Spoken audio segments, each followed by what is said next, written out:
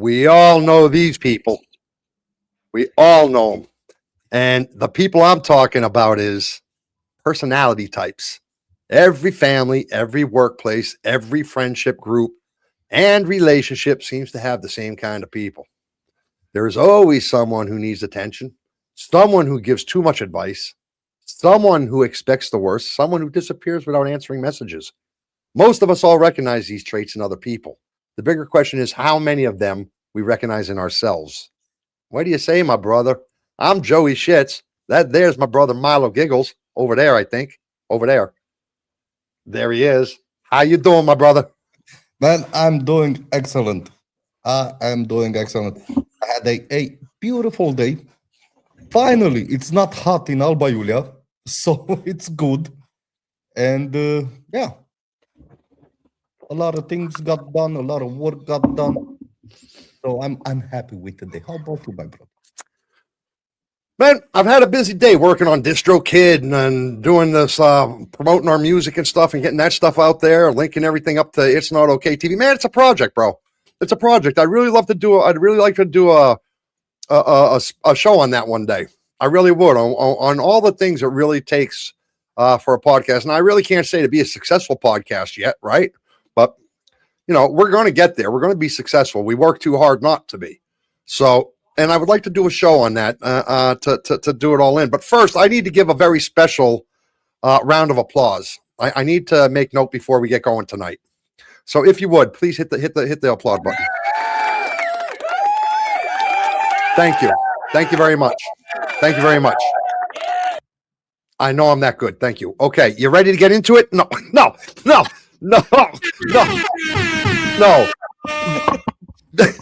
Suni, that applause was for you. Thank you very much for your pictures. What you are a heck of an artist. You are doing a fantastic job. Your mother has showed all the art you've done. We use it as an icon on the WhatsApp. Man, you got some talent, girl. You got some talent, and I thank you very much. And I'm sure so does my brother over there. Oh yeah. Yeah. And you made me look young. Oh, that's the best part. Oh, she made me look like I'm 18 years old. It's wonderful. Katarina says, you are successful to us, she says. Now you see what a beautiful thing to say, right? So listen. Katarina, welcome back, by the way. Listen, main character. This is our first character. We're talking about 15 different personality types tonight. And the question is, how many do you think you see in yourself? Or, the people around you? And could you or could you not be friends with these people? This kind of thing. Like the main character, for instance, the guy who believes every situation somehow involves them. They often redirect the conversations towards their own experiences and they dominate discussions. I think I see a little bit of myself in this one, a little bit, without realizing that other people are being pushed aside. This is the main character of the story. I kind of feel like I sometimes am like this, but sometimes I am not. Sometimes I'm the guy who sits back and watches it. So I'm not sure if that's really a personality thing or a scenario thing. I'm not 100% sure there, But who do you think is most likely the main character, my brother? Well, the most likely guy, it's always the one that performs for everybody, It's always that one that has the story to tell, right? And it doesn't matter if it's dramatic stories about family or other members, or if it's good stories about his life. It doesn't matter.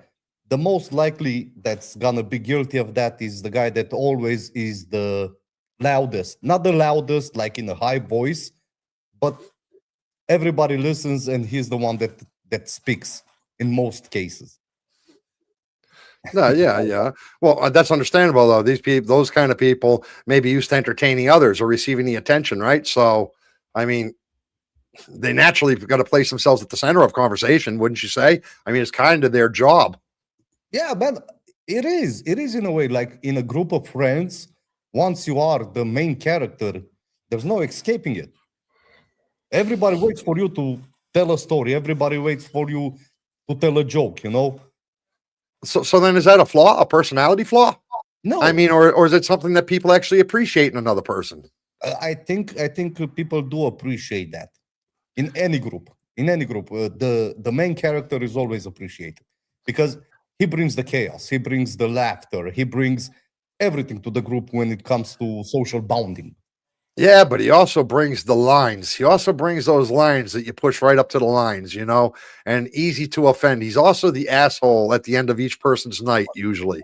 That's the thing about the main character. Since he is always in the middle, he has the bigger risk to be the asshole, to be that person that laughed when they was not supposed to tell Yeah, the bad joke at the bad time or something like that. So yeah. the main character has to be prepared to be the main character.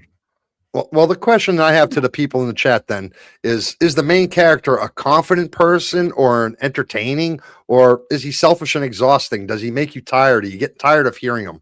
When you run into that main character personality, what do you guys think over in the chat? Do you like that main character personality, or do you think it's exhausting and you just want it to stop and shush, shush, just shush?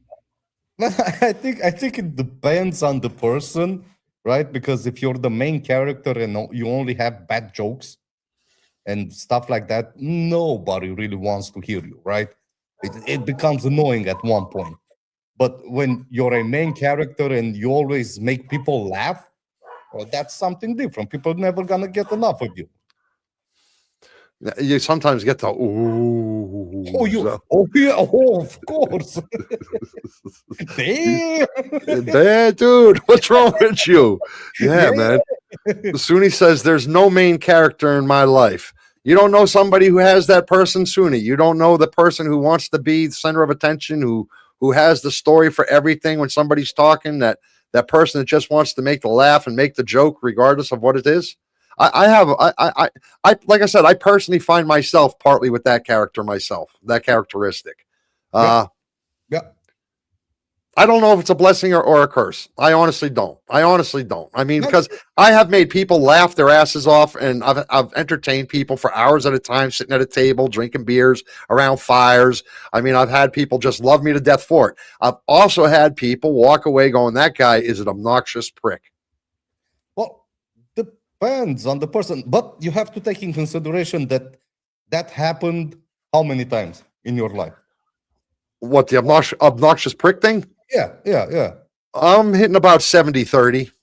70 on the good side, 30% on the obnoxious side. So, man, if you're above 50, 60, like you said, you're 70, you're golden.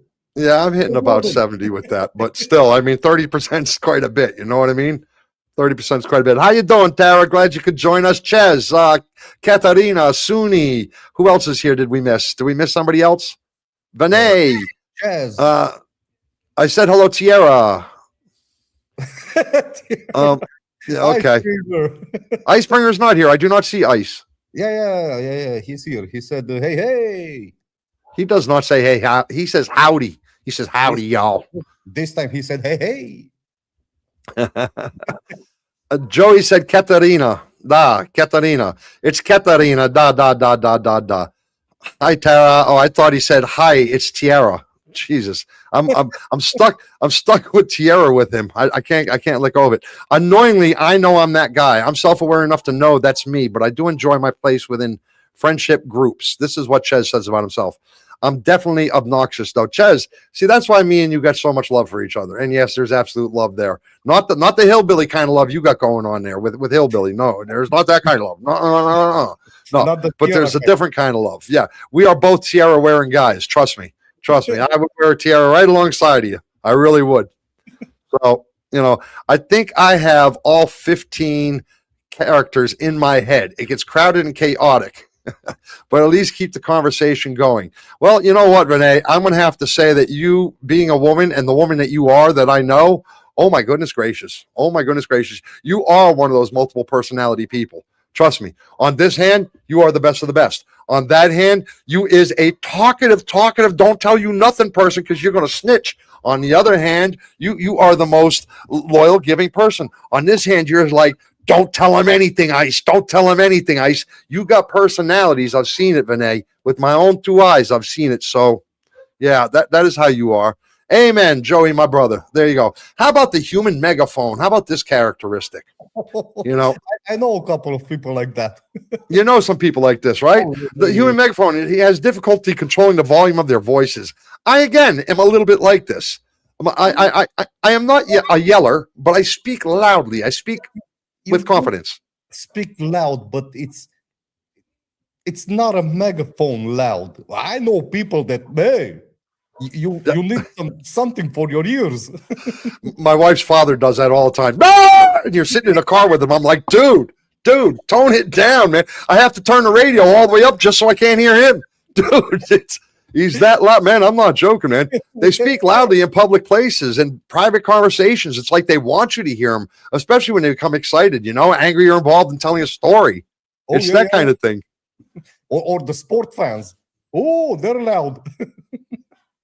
They're some highly energetic personalities. Man, very much so. Man, who do you think is most guilty of this stuff, though? I mean, do you think it's the sports people? Do you think it's the lonely people? Or who do you think it is? Man, I think it's those people who grew up competing to be heard in their family or in their group. And that's how they basically evolved to have this high tone so they can make themselves heard above others. They're very enthusiastic, you mean, about what they're saying? Probably. Yeah. I understand. Sports. How about sports fans? The people yelling all the time. Go! They're the loudest, in my opinion.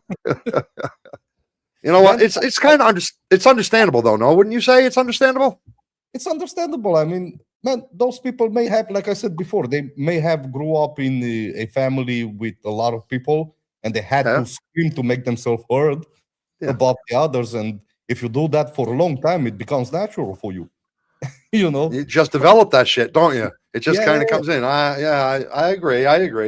But if you recognize it, can't you tone it down? I mean, can't you fix it or no? Man, I don't think so. It becomes normal for you. And it's like that's how you speak. Even if it bothers the people around you, you can't help that. That's true. Let the introverted one take charge. At Ches, man, she's still picking on poor Ches. Poor Ches gets, Ches, you get beat up at every chance you get. I do not know why you stay in this group. If I were you, I would give everybody the middle toe and just walk out. Well, hop out. I would just hop out. Just stick out your middle toe and just say, you know what? I had enough of you people making fun of me. Hello, Sina. Hello. Happy Thursday. I hope everyone is doing well. Is doing fantastic. Thank you. I hope that goes right back to you, too. Milo, I can see your green screen failing. Yeah, I was looking at that. I didn't notice it. Man, she's got some eyes on her. It is not failing any longer. It is fixed. Vinay, good shame. I'm glad introverted Vinay gets a walk in the peak every now and then. Yes, Ches, stick out your middle toe. Yes, he should stick out his middle toe. That's what I'm thinking. The middle toe, Cena. Yes. I mean, we here at It's Not Okay TV have a real toe thing goes on here. Well, my question about the megaphone, the human megaphone to the people in chat, are loud people more fun to be around, or did they eventually did they become overwhelming after a while? The louder people, I say. I would say, in my opinion, overwhelming. They become overwhelming? Yeah. I mean, like imagine having you see my wall. Yeah, I do see your wall. How do you see my wall? Where do you see my wall? There. Man, this girl has eyes of freaking like an eagle, bull. Look at her go. Look at her go. Sure. A lot better. The middle toe. That's it.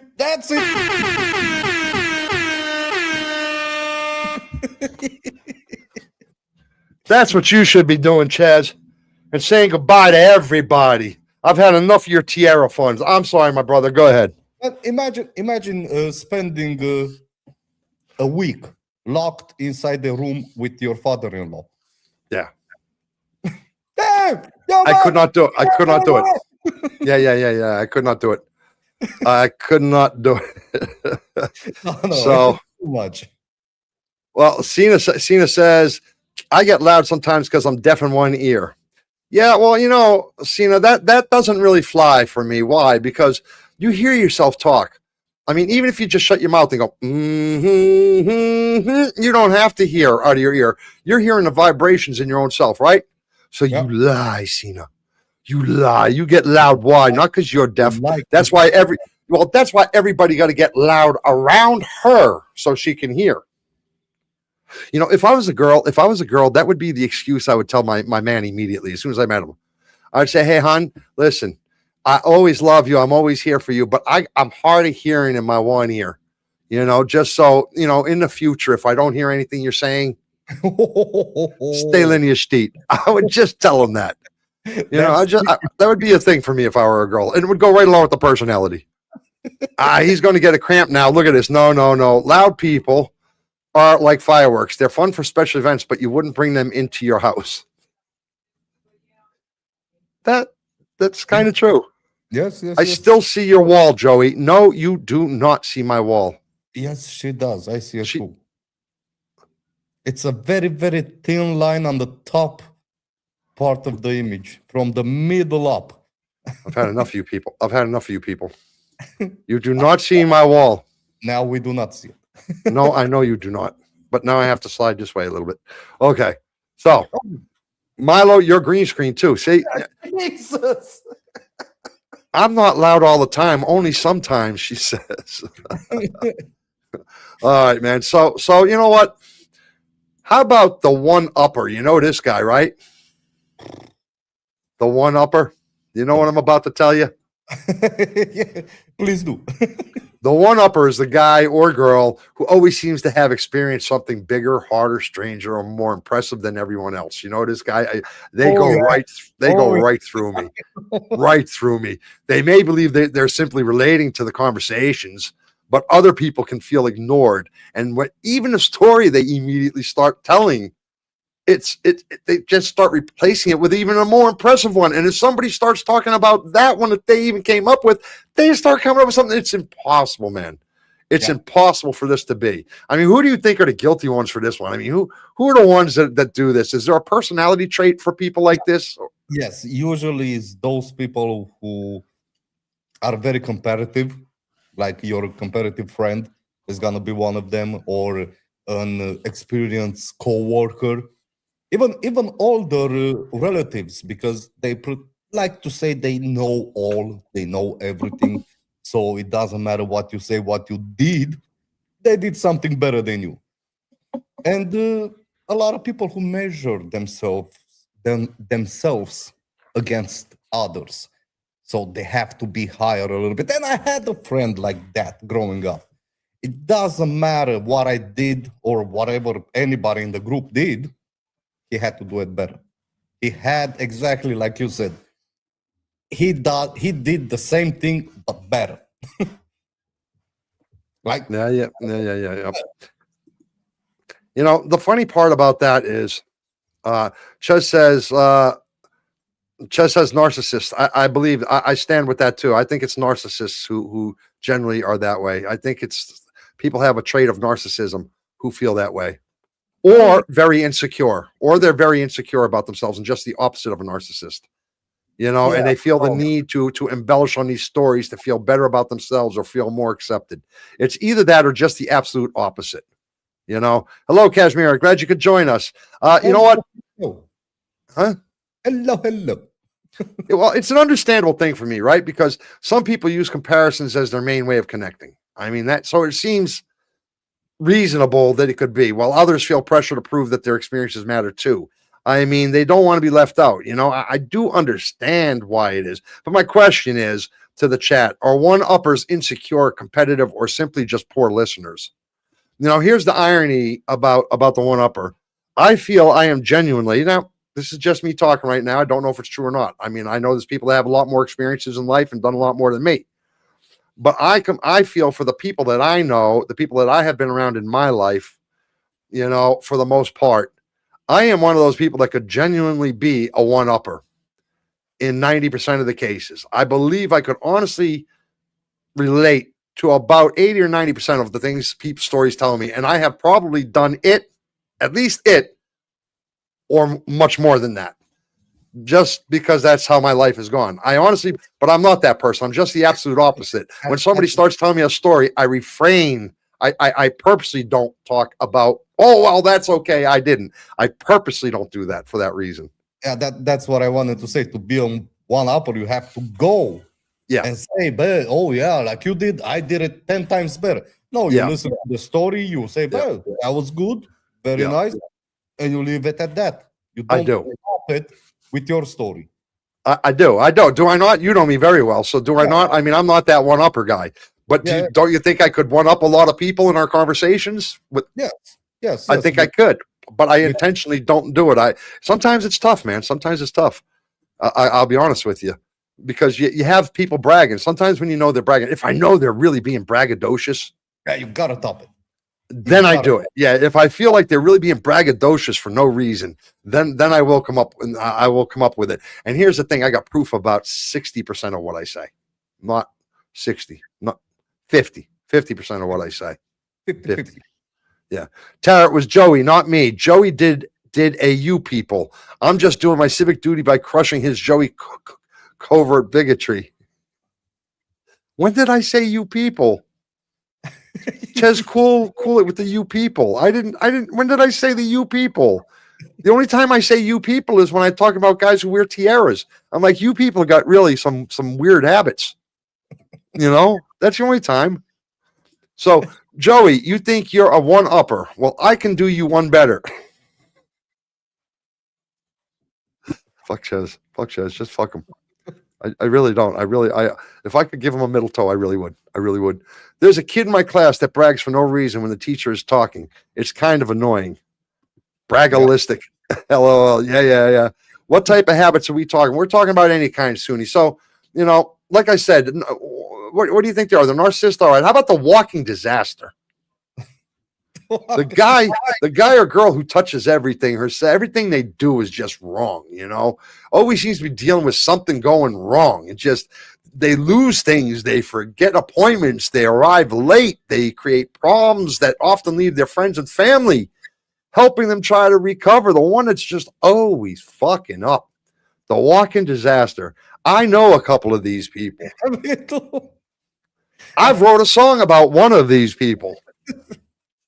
I had a very good friend, a close friend of mine in Germany, and he was a walking disaster. No matter how much he tried to not do something stupid or to not get himself into trouble, it always happens. In one way or another, problems or chaos find him. It doesn't matter. Yeah, but you know what? You can't really blame them all together, right? It could be their parents have been busy, didn't give them enough time. They could just be very creative people and lost in their brains and don't understand, or maybe they try to multitask too much or some shit like that. You can almost understand it. They may just be handling too many responsibilities at once, or may just think of function in a less structured way than we normally do. I mean, I don't know, but you can kind of understand it, no? I do understand it. That's why I don't multitask. You suck multitask. Bro, I love you, bro. I love you, man. I love you, but you really suck multitasking. You really do. And every time you ever bring that up, I'm going to make sure I repeat it for you 3 or 4 times. Yes, but I am conscious of that. I know. I don't care if you're conscious of it or not. Fix that shit. I'm not. Fix that shit. It's too late. It's too late to fix it now. Dude. You know what? And I'm about to pick on my brother right now, people. So just give me a second.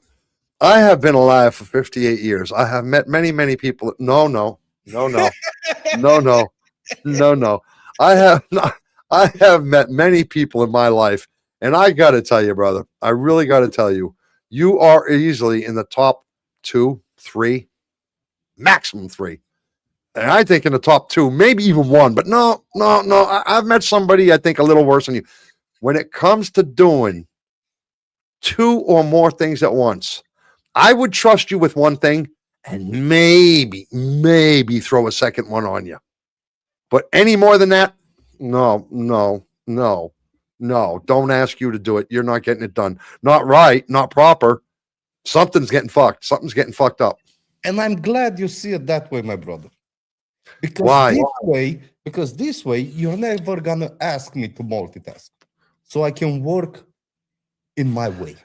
Yeah, but sometimes people not asking you to multitask, right? You're getting asked a favor from this one, asked a favor from that one. Meanwhile, you got your own shit to do over here, and then you also got that deadline to meet. Now, you don't want to say no to this person. You don't want to say no to that person. You can't say no to your shit, and this one's waiting for you too. You have to find a way to get that shit done, bro. Yeah. But you don't. Yeah, but you don't. You just go methodically, and if that person still needs your help by the time you get there, then you'll help them. But usually they're stuck because they got to figure out their own shit because you weren't there to help them. If I can do it. If I can do it, I'm gonna help you. And when I say help, by the way, my brother is there. I don't mean to put him anyway. That my brother will help you in any way possible shape. I don't mean to say he'll leave you helping, but I'm talking about silly shit like asking a question. Oh, yeah. No. Asking a question, but he's busy doing something over here. Man, he can't even answer that damn question until after this is completely taken care of.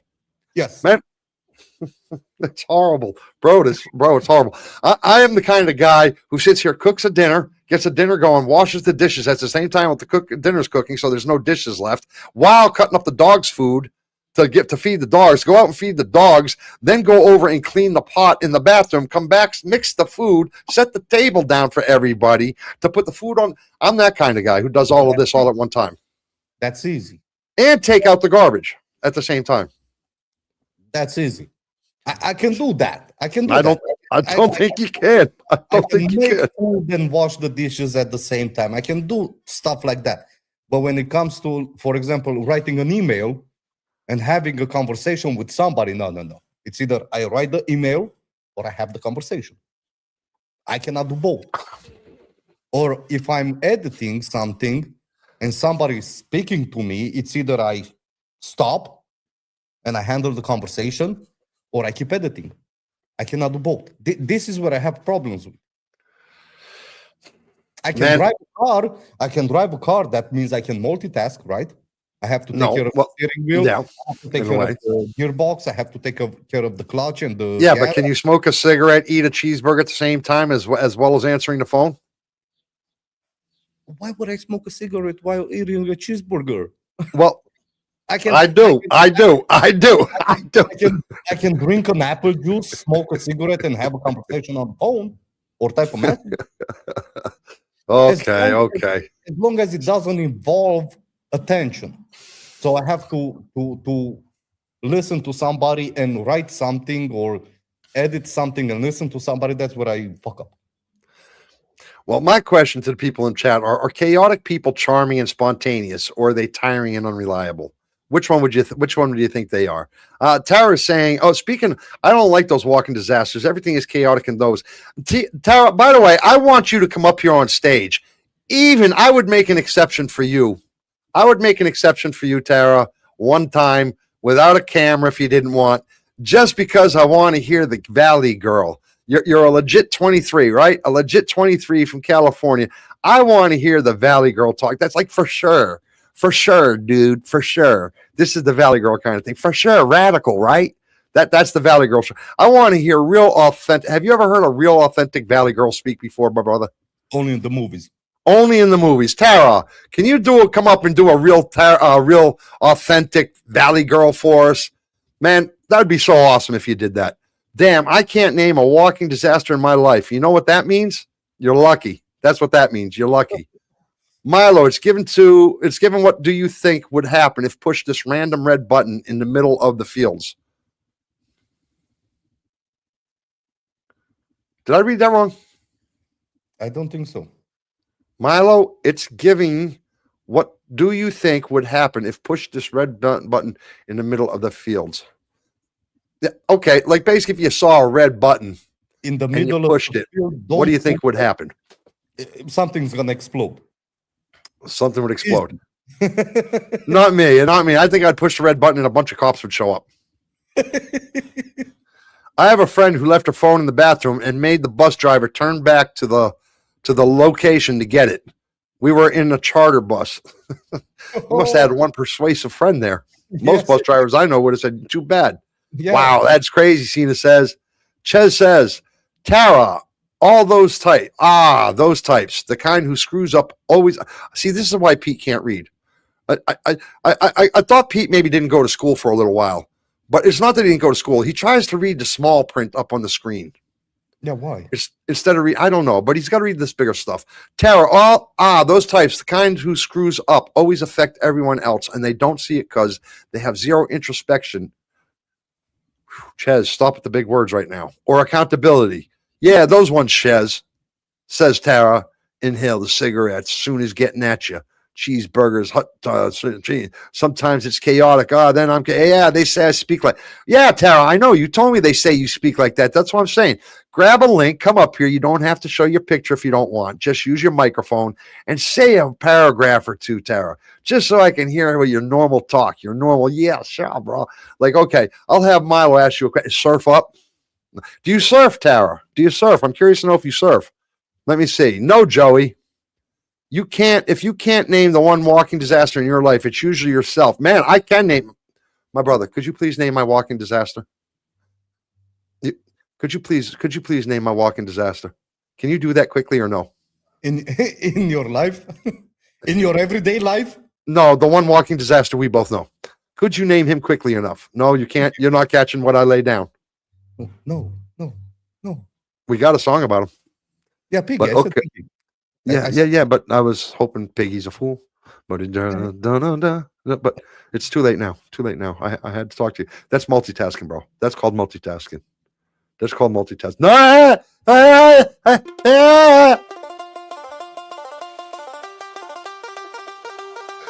If I didn't know any better, I almost swore you got that on the soundtrack.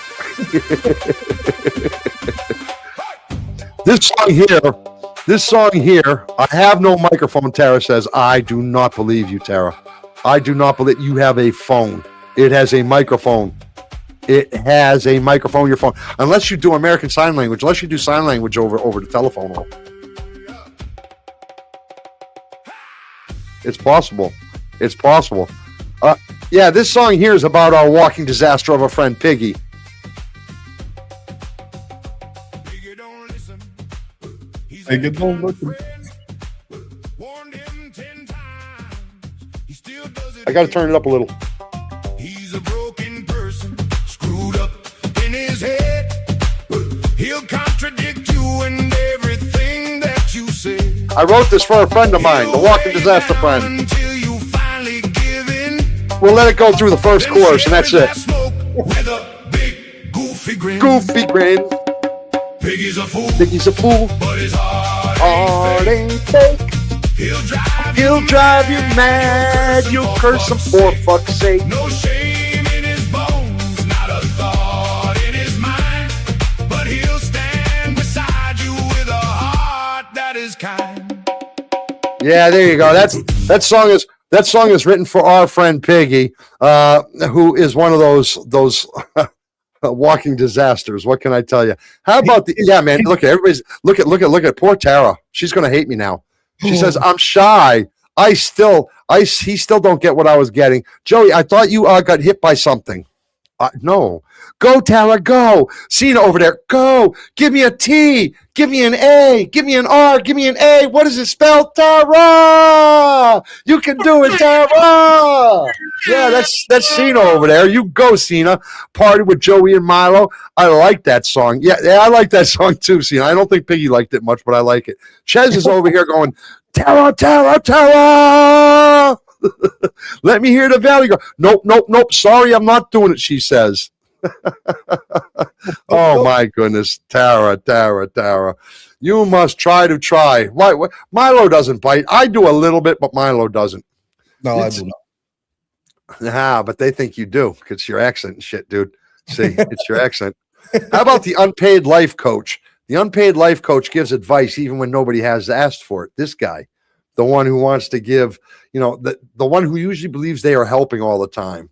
But sometimes the other person only wants the support. They only want you to listen to them. They don't want instructions on what to do. They don't want to hear about what should be done, what can't be done, why that person did this or why that person. They don't want to hear that.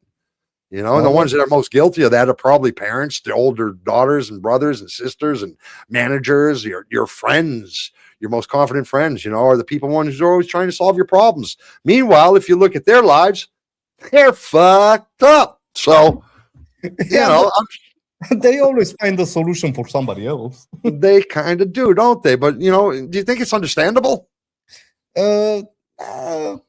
It is in some cases. I mean, some people show care by offering solutions, you know, instead of offering only some emotional support. Because in most of the cases, the emotional support is more helpful than a solution given at the moment.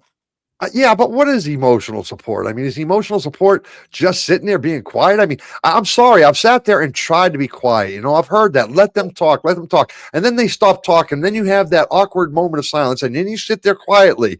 And you know, they don't want you to say nothing. At the same time, they want you to give them the answer.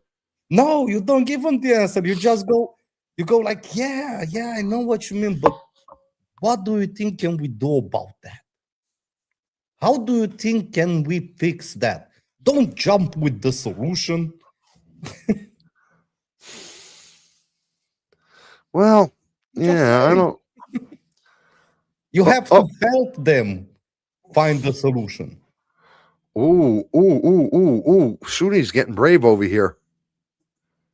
That's sort of a little duplicate of my mother. Ooh. I don't even know what button to hit. My personality is a cab driver without a clue. You got that one on the list, fellas. I do. Of course I do. You know I do, man. Cena says, did I ask for your opinion, suggestions, or advice? No, so shut the front door. See? Yeah, but Cena, here's the thing, though. Did you ask for opinion, suggestions, or advice? So shut the front door. Okay. So, yes, I get that one. That's the one who's walking up to you unsolicited, right? Well, I would do this and I would do that. No. But what about the one when you're having an issue? That one that you want to go talk to. You just want to, I don't want to say cry to, but you want to get off your chest whatever's bothering you. You know, every once in a while, we all get that where we just need to get it off our chest and we lay it on somebody. What about that somebody? What are they supposed to do? Are they just supposed to sit there and listen to you? Or are they supposed to, you know, give you some sort of friendly advice? Or are they just supposed to say, yeah, I hear you. And what are they supposed to do? You know, this is the problem. The one that hands it to you unwantingly, yeah, I don't like that. I didn't ask for your opinion. I agree. It sounds like, what'd you say? It sounds like guys in most cases. Well, we are problem solvers. We like to solve every problem we have. So if you come to us with a problem, we're definitely going to find a solution because that's how we work. Man, don't let her kid you. You know, whenever a woman says something like that, well, where'd she say? What'd she say? It sounds like a man, right? Maybe when it's a man. What'd she say? It sounds like guys in most of the case. Sounds like guys like most, right. But whenever there's a real problem, whenever she wants something fixed, whenever there's something broken, she's not running to any of her girlfriends taking care of it. She's running to some guy, maybe a guy, but she's running to a guy. So that is such a double standard. You women, man, you know something? If I were you women, I'd all gang up on whoever started that whole equality thing, that women's lib shit, because they fucked you. They screwed you over, ladies. They really did. You know, you used to have a role, and the world was happier when you knew your role. I'm just trying to say. Joey isn't 1 million? How do you think that one's going to go? How do you think that one's going to go over? Man, I'm not taking your word for it. You're barely 10 years old, man. You don't know nothing about men, man. Are you kidding me, men? Bah, ha, ha, ha, ha, she said. But hey, control that one over here. Control that one. Violence is never the answer. It's the solution. No, you didn't spell that right. And no, you didn't spell that right. Once you open that door and invite someone in, that person will eventually keep nagging you to the end, Cena says. I didn't say that in a bad way, Katarina says. Well, I did, Katarina. Some people can't handle just listening and not giving an opinion. That's my brother Milo. He just always got to have an opinion on something. Yeah. Okay, thank you, Andrew Tate. That's why I have a channel named Milo's Opinion.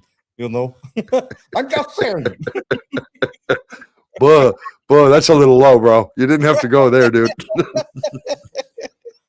Milo's over here calling me a Tate, man. He's calling me like a Tate cousin or something. Did you see those guys are in jail, man? Oh yeah. I saw. They're in jail in Miami for child pornography and human trafficking. Human trafficking. Yeah. Well, Yeah, man. They're gonna be out because Trump is gonna take care of it. No, yeah. I mean, he might. He really might, but he really might. He might because well, I don't want to get into it. He really might. I mean, he's a pedophile himself. Why would he stick with his pedophile friends? But at the same time, he may stay away from this one because he may stay away from this one.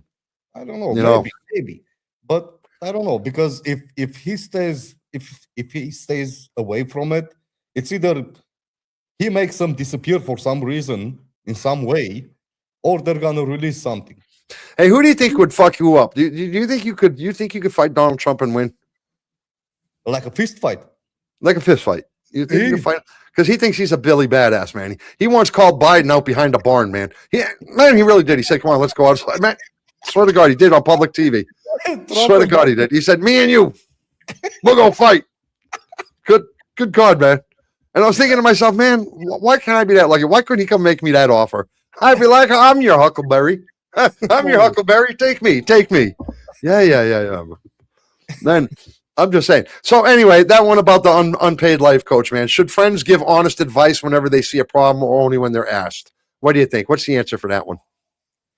Oh, man. Man, I think, me personally, I like to receive advice. I like to hear other people's vision on my problem or my dilemma because they may see it differently, and that may help me to fix what I need to fix. So in a way, I do like it, even though sometimes could be annoying. But 80% of the time, I enjoy hearing other people's opinions. No, fuck that. I don't want to hear it. Keep your mouth shut. 9 out of 10. No, because 90% of the time they're going to tell me where I went wrong, and they're probably going to be right about 70% of the time. And I don't need to hear it. I don't need to hear it that I'm wrong. I don't need to hear it. Shush. But you know it. You already know it. I know it. I don't need you to tell me. That's my point. Let me wallow in my self-pity or my self-loathing, whichever one I happen to be in at the time, man. Leave me alone. Man, leave me alone, dude. Leave me alone with your bullshit. How about the professional victim, the one that's always believes most of their problem is caused by other people? You know, those are the narcissists, I believe. They often blame bosses, partners, family, or bad luck or unfair circumstances, and they even struggle to admit when their own choices contributed to the problems. These guys, the professional victims, those guys, you know, and there are some that are most likely to be guilty. There's a type. Yeah. You got the chronic excuse makers. Yeah, you got them. Yeah, you do. They have an excuse for anything and everything. People who avoid criticism, right? Somebody who. Kashmira, this does not sound like you at all. Stop thinking it does. And the people who struggle to admit mistakes or to admit that they were wrong in some way or another. Well, how about the person who's always saying they're wrong? You know, the one who's saying they're wrong all the time, and you know they're not wrong. Isn't that just as bad as a characteristic?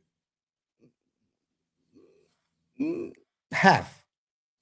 You should not accept the blame for somebody else all the time. No, and I'm not making this personal. I'm not saying it's about me or anything. I'm saying I know people who say sorry all the time.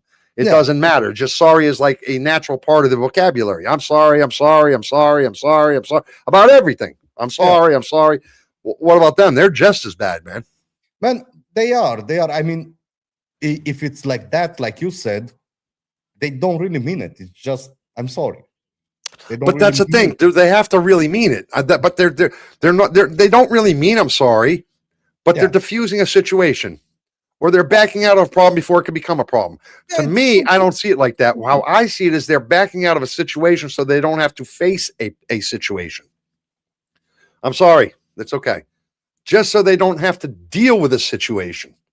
Well, That to me is chicken-hearted. no, sometimes backing up of a stupid situation from a stupid situation, I think makes you a little bit smarter, right? Instead of going full blown on a situation that you know it's not gonna be favorable for you or for the other person, might as well say, but fuck it, you know what? I'm sorry. Let's move on. Fuck it. Go with your life, I'll go with mine. That's true. Well, Katarina says, I'm still laughing over China letting out dancing kiddos to welcome Trump. Yeah, they did. They did do that. That's a piece of work. Their brains say yes, but their bodies say something else. That's true as well. Milo, shut the front door. What did I do? Giving advice, bro. Giving advice. That's my girl, Cena. You go. You go. It's never their fault, says Tara. Suni says, let me see. Cena, I'm so sorry, but lots of kids at my school say shut the front door. I'm sorry. That's what she said. It's right there. Very, very nice put, my brother. That was good. I said that right? Yeah, I did not expect you to. I was expecting to have a little bit of a problem with it. But No, man. That one flew right off. Thank you very much, my brother. Thank you for recognizing. I do appreciate it. Tara says, I'd like to meet the one that says you're wrong. Hey, Tara, I was wrong.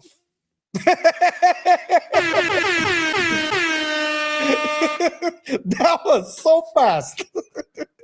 I was wrong. I bought hair removal cream when I should have bought lotion. I was wrong. Oh, yeah. I was wrong. Trust me when I tell you that. That's a story for another day. But I should have bought lotion, not hair removal cream. Very bad thing. I was wrong. Apologizing for apologizing. Yes. I have done that. I'm sorry. I have done. I'm sorry. Yeah. I have actually done that. But every time I've done something like that, my hands went up right like this, like I was a Ches, like I was like making fun of Ches. I'm sorry. I was doing just like that. Yeah. It's the truth. It's absolutely the truth, man. So, man, how about the social chameleon? We all know this person too. You know, the social chameleon changes depending on who they're around, right? This is the person, I call them a social butterfly, not really a social chameleon, but their interests, their opinions, their language and behaviors, they shift between each group, which can either seem fake or socially adaptable. I know like people who you can be in the middle of a fight. You can be in the middle of an argument. You could be, man, your nutsack could be falling off and somebody could be holding it up. And it doesn't matter if somebody else showed up. They'd be like, no, it's all okay. It's all okay. Maybe standing there like this, holding this shit like this, going, no, it's perfect. It's perfect. I know people like this, you know, the social chameleon. But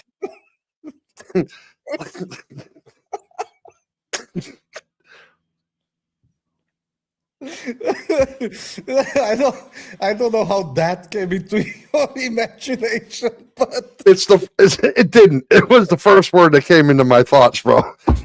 Not imagination. But after I said it, I had to picture a little midget standing there like this. I had to picture a midget too, because then I started thinking, well, who stands this tall? I was like, no. So I had to put a midget in the anyway. Impaled, my brother. Yeah. So, but you mostly find those traits in people pleasers, networkers, nervous daters, or even social anxiety people. yeah, the nervous daters you would for sure. Yeah, and maybe the ambitious coworker. Yeah, but it's understandable. It is. I mean, you know, adapting can help people feel accepted. No, adapting to the variety. I can't stop.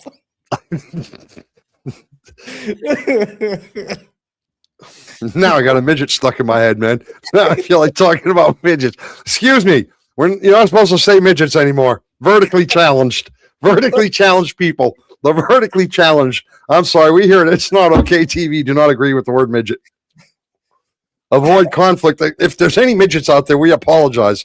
I mean, if there's any vertically challenged people, small people, short people, human beings that aren't fully grown, however you want to put it. But, the other day I was talking to Pete Double S Swaggo. Yes. Okay, now we call him Chocolate Thunder. Yes. Because he ain't our Nilla. No. Right? Yes. Because he ain't our Nilla. So I was talking to him, and I actually, and this is a serious conversation now.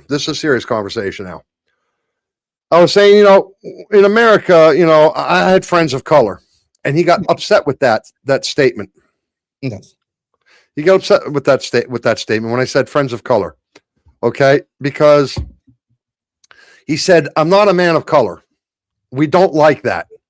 I'm like, well, wait a minute. I'm confused. I thought you that was what you wanted to be called, because you really are from Africa. I could say my African friend. I can't say my African American friend. I was talking about America. No, motherfucker, you never came to Africa. You ain't my African American. You're just African. But in America, they call them African Americans, right? The black people.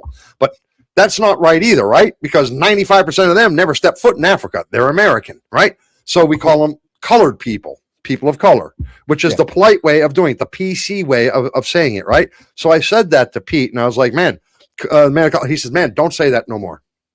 And I was like, what am I supposed to call you? He said, black. I said, Manila. But I didn't say that. I said, because I was private talking with him. I was like, Manila, you ain't black. You're mocha loca at best, dude. You is mocha chocolate. You is a latte at best. You are not black. How can I call you black? He says, it does not matter what tone, what color, whether we're dark chocolate or whether we're milk cream chocolate. I said, you really didn't have to use that scenario on me, bro. Because now I got fucking bitter taste and dark chocolate, and I got fucking Milka over here I'm thinking like, no. So yeah, we had this whole conversation, and Pete says, and this goes for all you people over in the chat, man, and this is serious. I'm being dead serious. I'm not making fun and I'm not being racist. Pete says that the people of color, there I go, that black people don't want to be called colored people. They would prefer, and if he comes in here tonight, I'll ask him myself. So y'all know that I'm not fucking with you. I'm really not, just so you know, man. All right. So I don't know how I got on that tangent, but I just did. That's called digression. Since you did, even Eddie Griffin had a show. He made a show where he addressed this exact subject. And did he? Yeah. And he put it something like this: man, stop calling us people of color, because we are not people of color. You are, referring to the white people, right? Yeah. Because if somebody punches us, we turn blue, we turn red, right? If we get a suntan, we turn red. Yeah. If we're shy, we blush. We're pink. That's we right. are a full box of crayons, he said. We are a human chameleon. Yes, and we call them people of color. No. Yeah. Yeah, it's true, man. You didn't take care of this chat when I was talking, dude. You got to take care of the chat when I'm talking.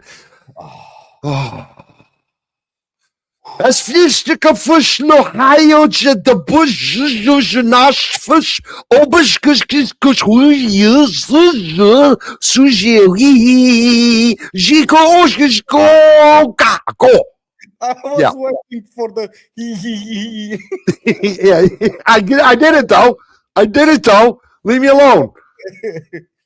I'm an introvert. And then she goes on to say Statue of Liberty. Oh boy. And then Katarina goes on to say social chameleons are also many times traumatized, not understood, left out of school social circles, bullied, etc. And they learn to adapt to be accepted until they don't remember who they really are. Stick around me, kid. You'll remember who you are real quick. Sune says, I'm short. Of course you are. You're only 9 or 10 years old. You will be short. Or 11 years old. 10, 11. How old are you, Sune? 10, 11, 9? You're very short. I know. You don't have to. I know. Look, she said it 4 times. I'm the shortest in my group. I get it. You're vertically challenged. We get it. Breathe, Milo. Breathe. Shortest in my look. She said it the 5th time, 6th time. Shortest in my class. She said it. Selena says she can't type because she's laughing too hard at you. Katarina, and those who have had to learn to adapt to many unpredictable moods of abusers. That's true too. Exactly. You call them chocolate. Suni says. Shit. And then chocolate. And I'm a mocha color. Yeah, Cena, you are mocha. You are mocha. You are mocha. Man, that's the one thing I hate that we can't. You can't just drop pictures, can you? You can, can't you? You can you? We can, can't we? Yes, we can. We can, right? Yeah. All right. So if I go to It's Not Okay TV, Yeah. and I go to what is the name of it? Oh, I'm having such a hard time right now because I don't remember. What do I call it? The what? I call it the trivia avatars. Oh, that's what you're talking about. I call it the trivia. How come she's not here? Impossible. She is not here. I do not have her under trivia avatars, Cena. Are you sure? Oh, how could that possibly be? I do not have her under trivia avatars, my brother. Oh, well, I can't do it quickly. She's lucky. Otherwise, I would have pulled her up. I would have put her up here, but I do not have her. Cena, you is so lucky. I was going to throw your picture up here to show the mocha color of you, but that's okay. Joey, and yet in South Africa, colored is a legitimate facial group, and it's racial, not facial, racial group, and it's not a derogatory term here. I am one, a half-breed, a street mutt, a half and a half, a foot in vanilla, and another in chocolate. Could you say it any other ways? I challenge you, Ches, to tell us that in about 4 more different ways. You know, colored is a legitimate action. Yes. Well, look, Ches, that is the way I'm brought up in America, right? You say the word colored, a colored person. I'm agreeing with you. I, Joey Schitz, agree with you. But apparently, the people of color Do not. Joey, no, Joey, I'm actually short. Suni, are you trying to say you're short? So Ches wants to know, Suni, because he's not 100% sure. Are you really saying that you're short then? Because we're not sure. And Cena's kind of worried about it too, because, I'm just trying to say. So, all right, listen, we got to get to the bottom of these things. We got to move on. Freaking dude, man. Cena, ice salad. I love that. I'm stealing it. I think we the same complexion, so it'll work. Yes, in America we say colored. See, I'm not being wrong. That is the right way to do it, man. Tell me the next one, brother. We have the brutal honest friend. Now, the brutal honest friend says exactly what they think. They may criticize someone's appearance, choices, relationship, or behavior, and defend it by saying they are only being honest. Now, in your group, you might find that in a blunt friend, or even in siblings, or your older relatives, your grandma or grandpa, and people who value direct communication. But in a way, it's understandable. Some people believe that avoiding the truth is dishonest, and that real friendship requires directness. And I kind of agree with that. I mean, you gotta be honest, especially with your friends. Because, like I told Joey a couple of episodes before, if he tries to walk out the door dressed like shit, I'm gonna say, man, you're dressed like shit, go change. I'm not gonna let him walk out dressed like, I don't know what. Even though he's not gonna listen to me because he likes to go to the store in his pajamas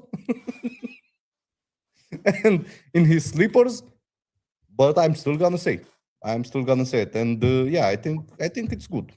I think we should be honest with the friends, even if sometimes they might feel a little bit insulted. But the question is brutal honesty a sign of loyalty and courage, or simply an excuse to be rude? In some situations, they might be rude, but I think that in most situations, it's more about loyalty and courage. What do you think? See, Joey cannot multitask as well. See, I have proof. I have proof. He's lost. I am not lost. I am doing A-okay. I am just doing things the very, very hard way, my brother. The very hard way. You should never do the hard way. You should always find a shortcut. You think so? Oh yeah.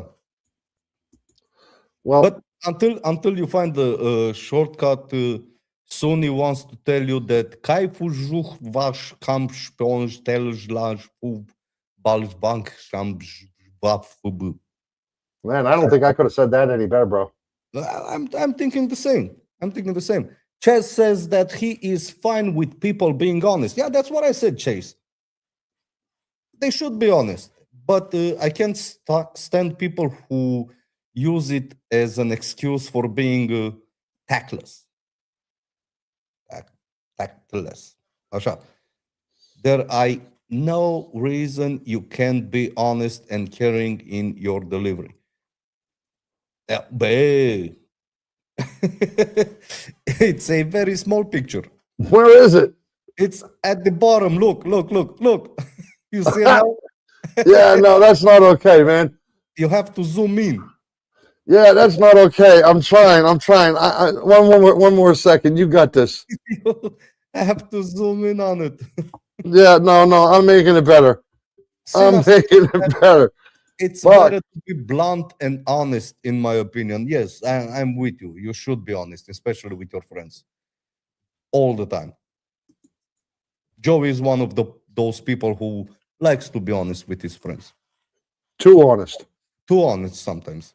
Too Joe- honest, yes. Why are you being so quiet? See, people are starting to notice. They are, right? Yeah. All right. And, Well, because I'm trying to do something here, and it's not working, and I'm going to try one more time right here. I'm going to try one more time to see if I finally got it, and if I did, oh, there you go. Now, Ches, is that Mocha Choca? Is that Mocha Choca, Ches? I'm just trying to say. So that is seen on our leaderboard. Yep, right? Yep. That is her leaderboard picture, just to let you know. So all right. Seeing you're so afraid to come up here on camera, I'm going to throw you up there on there. We're going to make you famous somehow or another. So, all right, that brutally honest friend, just let me get back to this for 1 second. Is brutal honesty a sign of loyalty and courage, or do you think it's a simple excuse to be rude, if I had to ask? Man, I am that friend that is brutally honest, dude. Even when I'm wrong, right? Even when I'm wrong or when I'm right, I try to be honest. I'm the kind of guy who believes that. Wait a second. What's going on here? This doesn't work either. There you go. Whoa. There you go. Yeah. I'm the kind of guy who believes that, I speak it like it is. That doesn't mean I'm right. That doesn't mean I'm right. I'll be the first person who says I could easily be wrong. Yeah. But I tell you what I think to be right, what I believe to be right. And I speak it straight to your face. You won't catch me caught. Oh, you might catch me talking behind your back. That might happen. But if you come to me and say, did you say that behind my back? I'm going to say, yes, I did. Yes, I did. I'm not going to say, no, I didn't. I'm going to say, yes, I did that. I didn't mean for you to hear it, but I did do that. That's who I am. Yes, that's who I am. I don't consider it a thing to be rude. I just consider it a thing of actually just the opposite. I think it's kind of respect. Even when it's wrong, I kind of think it's a respect. Yeah, At least you know where you stand with me. yeah, I know where I stand with you. It doesn't matter. You can hate me, like me. It doesn't matter. You can appreciate it or not. But at least we all know where we stand with each other. Yep. That's how I see it. Joey, your wall. Joey, your wall. No, it's okay now. it's okay. And Sunni, you're short. Sunni, you're short. Sunni, you're short. There. That makes us even, doesn't it? Doesn't it? Both are true, aren't they, Sunni? Can't believe I'm picking on a 10-year-old. Fucking world has gotten really bad. I'm freaking picking on a 10-year-old.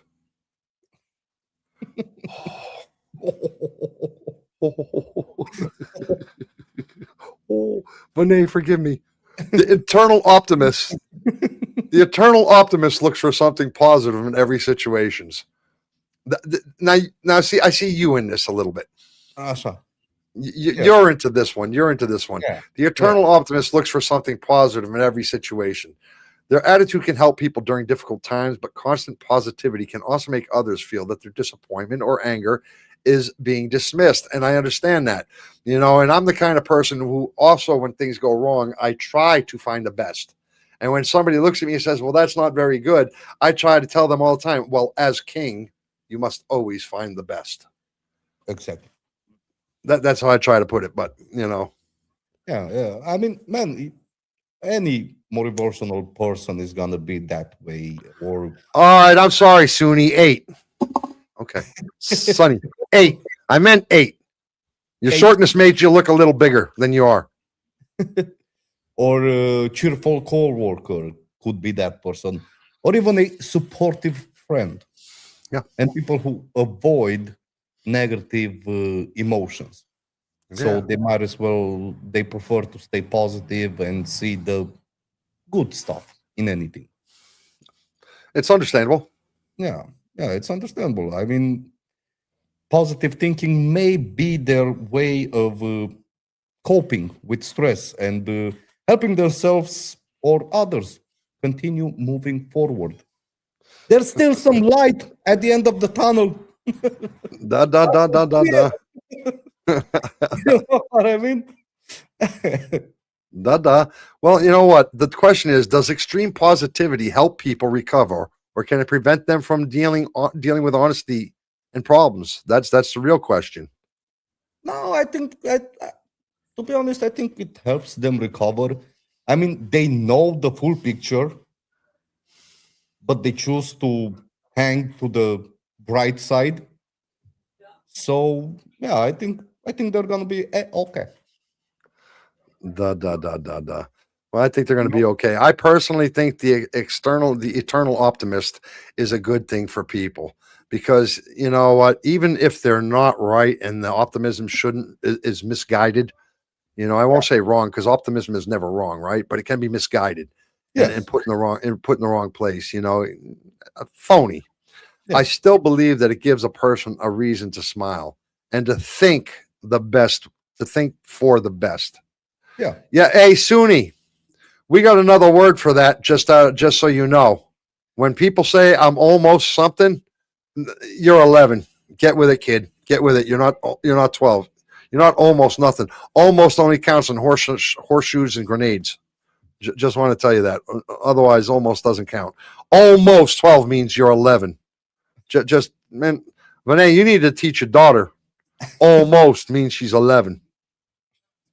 Almost. She probably got like 9 months and 3 days with 12 hours and 14 minutes with 2 seconds left before she's 12. Man, I used to do the same. When I was 13, 14, 15, 16. I always went, if I passed half a year, I was 16. I was no longer 15. I was 16. If I passed 16 and a half, I was 17. But after 18, I was cutting down. I'm 18. I'm not 19. I'm 18. Even though I have another month or another week, I'm still 18. I'm not 19. It's not 19, man. You're still 18. That's what I'm trying to tell Sonny. I'm trying to tell Sonny the same thing. I got 2 more months. I got 2 more months. Well, I can't say it like her. I got 2 more months. I got 2 more months to go. So that makes me almost 12. You can call me 12. No, I'm going to call you 11, Sonny. A very talented 11. Sure. Look, I don't. What kind of mathematics do they do in South Africa? I got 2 more months. Then I'm 12. Joey, don't pick on me, Joey. Would say 11-year-old. Okay. Sonny, you are fantastic. I'll stop picking on you. You are fantastic. I'm just having too much fun with you. Where's Sora? That's a good question, says Ches. Business meeting. She's making money, Ches. She's making money. My kind of woman. Making money. I think she's gonna make it for trivia, but Yeah. Yeah. How about another personality, brother? Tell me about a different kind of personality. How about the doom forecaster? The what? How about the vanishing friend? The vanishing friend. No, how about the doom forecaster? The doom forecaster. I apologize. I am sorry for interrupting you, my brother. Apology accepted. Thank you. I said thank you as well. I guess I'm anxious. A little bit. The doom forecaster expects things to go wrong. They worry about problems before they happen and often prepare for risks that everyone else believes are unlikely. Now, you might find that in warriors, overprotective parents, anxious planners, news followers, and highly cautious people. But preparing for the worst way helps them feel more secure and less surprised when problems happen. But to prepare for everything and nothing comes your way, I think it's a problem that you did not prepare for. Yeah. Right? Man, the doom forecaster bothers me, right? Because they're always glum. They're always feeling down. They're always feeling like, sort of like Sonny. They're always like that. But at the same time, you got to kind of listen to them a little bit because it helps prepare you a little bit. Yeah, but what do you think about those preppers? You know that they have their bunkers and they're all stacked with food and everything to last them a year or 2 or 5. Yeah. So at the end of the day, you have to go through that food so it doesn't expire, right? Yes, you do. I went to the store today to buy a candy bar for my son. What does pishka mean, bro? If somebody at the store takes something from your hand and they go pishka, what are they telling you? It's hot. It's hot. Yeah, like peppers hot. Like what? Peppers. Hot peppers. Not hot No. like fire. Pishka. Pishka. Yeah, pishka. The bitch. I wanted hot fucking. I went in here to get wasabi penis, and I said to her, she goes, pishka. And I said, yeah, pishka, bine, pishka, give me pishka. I'm pishka, pizza, it's all kinds of pizza, pishka, it's all similars. I'm thinking it's good. I'm thinking it's all gotta be good, right? Pishka must be good, right? So this is my line. So I'm like, yeah, give me pishka. She's like, no pishka. She hands me these bags. She goes, here, go. I said, man, I get these from Lidl. She says, yeah, but these are pishka. I said, I want pishka. She would not sell me no matter how hard I tried. She left the pishka fucking nuts to the side. She wouldn't let me have them, dude. To save you.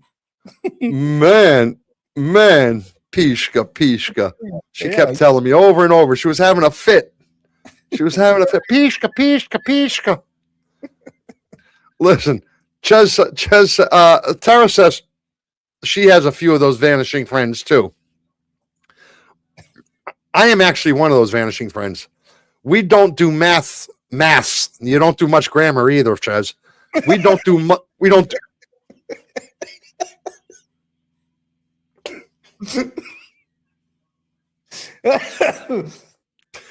we don't do maths in South Africa, Joey. When our kids leave our hut, we hand them hut. I love you, man. I love you, Chaz. I love you. You know, you make me be the worst part of me that I could possibly be sometimes. We hand them a stick each, and if there's a stick missing in the evening, we know there's a missing kid. Jesus Christ. This guy brings the very worst of me out. He wants to bring the worst of my character out because I can answer to this so many different ways that it will be seen as all kinds of bad when you look back at the show. So, Sonny, that's the only part. Let me see. Sonny, that's the only part of the grow up responsibility. But on the other hand, you can do whatever you want. That is so true. And so, yeah, but I don't want to do school 2 times again. I see work as school as well, unless I become an actress or something. Still trying to follow my dream. Holy shit! You're only 11, not almost 12. You're 11. You're still trying to follow your dreams. You better be following your dreams for a while, Missy. Follow your dreams. Not better yet. Instead of just follow your dreams, Sonny, catch them. Catch them. Don't follow them. Run up to them and catch them. Joey, you're on fire. Man, I'm not trying to be. I'm really not. Ches is just feeding it to me like down my throat like a bad aspirin. I'm just trying to tell you. Sonny, don't say math. You're not allowed 58-year-old American. It's math. Man, at one time I called Ches my Nilla too, but he's not a Nilla, obviously. He made it quite clear tonight he's not a Nilla either. So, Joey, love you too, buddy. Yeah, I do too. No, we say, yo, love you, bro. That's what we say, Ches. Better yet, we just go. That's or like that. Yeah. Like that once in a while, Ches. We just do like that. We say that's how we say I love you, brother. Whew. So anyway, are pessimistic people unnecessarily negative, or are they simply better prepared than everyone else? What do you people think? No. Oh, that's so wrong. That's so wrong. Gorillas. Why would you be a gorilla, Sonny? I said to my brother from another mother. Ches. I asked you guys a question. I expect an answer. How long can someone ignore messages before they should be considered? Was that the one? No. Was that the fucking right one? Pessimistic people. No. Yeah, but we were way past that one. You did the Vanishing Friend one. No, I did not. You did Vanishing Friends because friggin' Tara answered to it. Excuse me, not friggin' Tara. Tara answered it way back up. No, you just jumped to Vanishing Friends, only the title, and then I continued with the Doom Forecaster. And now we do the Vanishing Friends. Oh, no, now we're going past the Vanishing Friends. No, we're not. So now, yeah, we're going past it. We're going to the scorekeepers. Why? Because you made such a big deal about it. Are you happy with yourself? Now go to the scorekeeper. Wait. Just a moment, Joey. Just a moment. Yeah. The Vanishing Friend. The Vanishing Friend regularly disappears from communications. They may ignore messages, missed calls, cancel plans, and then return as though very little time has passed. Now, the most likely guilty person in this scenario involved introverts, parents, poor texters, busy people, and those managing several responsibilities.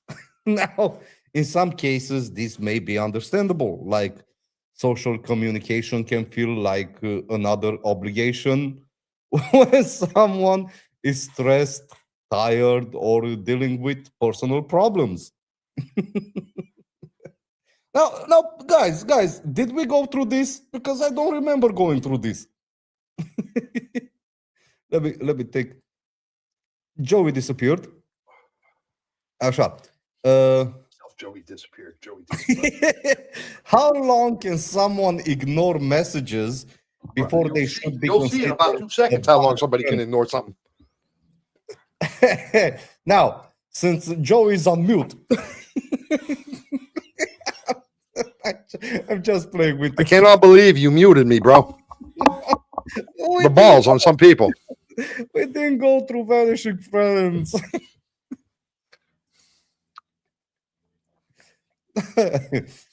You said you are a vanishing friend, my brother. I'm not talking to you right now. Not to me, to our people in chat. Yeah, I'm not talking to you right now, man. Just relax. Not to me. I'm not talking to you. Hey, hi, Cena. Hi, Cena. Hi, Cena. My brother over there, he's being a jerk, Cena. See, this is what I do at night. I talk. I'm like, hey, Cena. And sometimes I go to Tara and I'm like, hey, Tara, Shaw. And then I'll go to Vinay and I'll be like, Vinay, almost 12 years old. Can you believe how time flies? Can you believe it? Yeah, that's what I do. That's what I do sometimes at night. Yeah, just because I have nobody to talk to, my brother, because you put me on mute all the time. Well, at night I sleep. I don't stay up till 5 o'clock in the morning like you do. Da. Man, Vanishing Friends. I don't really have Vanishing Friends, to be honest with you, because once you love Joey, you always love Joey. I have friends that stick around too much sometimes, actually. Too much. Yeah. I got friends that call me that I never talk to, that I don't, I'm kind of guilty like that. But it's one of those things that I have friends that keep calling me that I haven't talked to in a long time. Now, don't get me wrong, it's nice. It's nice. But at the same time, you know what? There's a reason I don't call you. Yeah. We're acquaintances. We're not, man. I think a lot of people get the word friend with acquaintance mixed up a lot. Yes, they do. I think that we as a people, Joey, you talk to our picks. I do, Tara.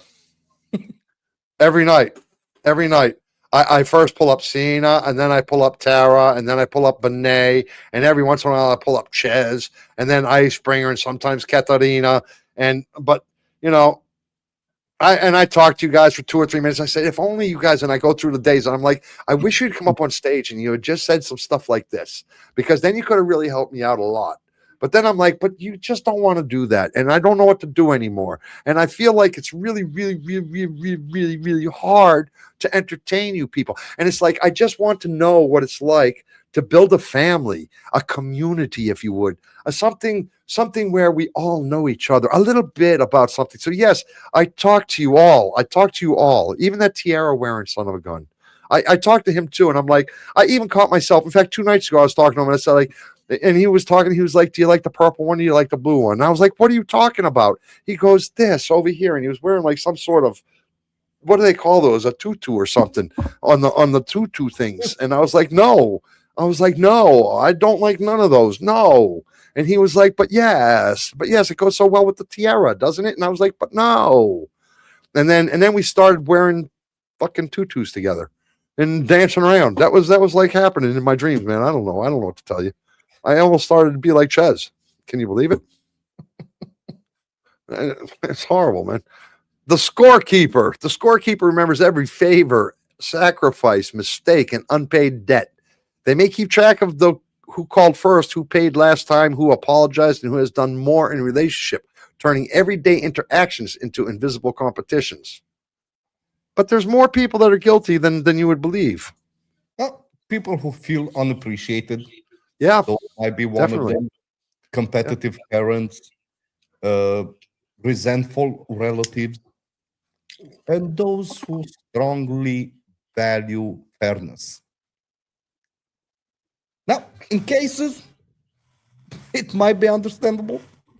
Keeping score may develop when someone feels like their effort is being overlooked, or that other people regularly take advantage of them. So, there is a way. But at the same time, now, the question is keeping score necessarily for a fair relationship, or does it eventually destroy trust and generosity? I don't like to keep scores in any cases.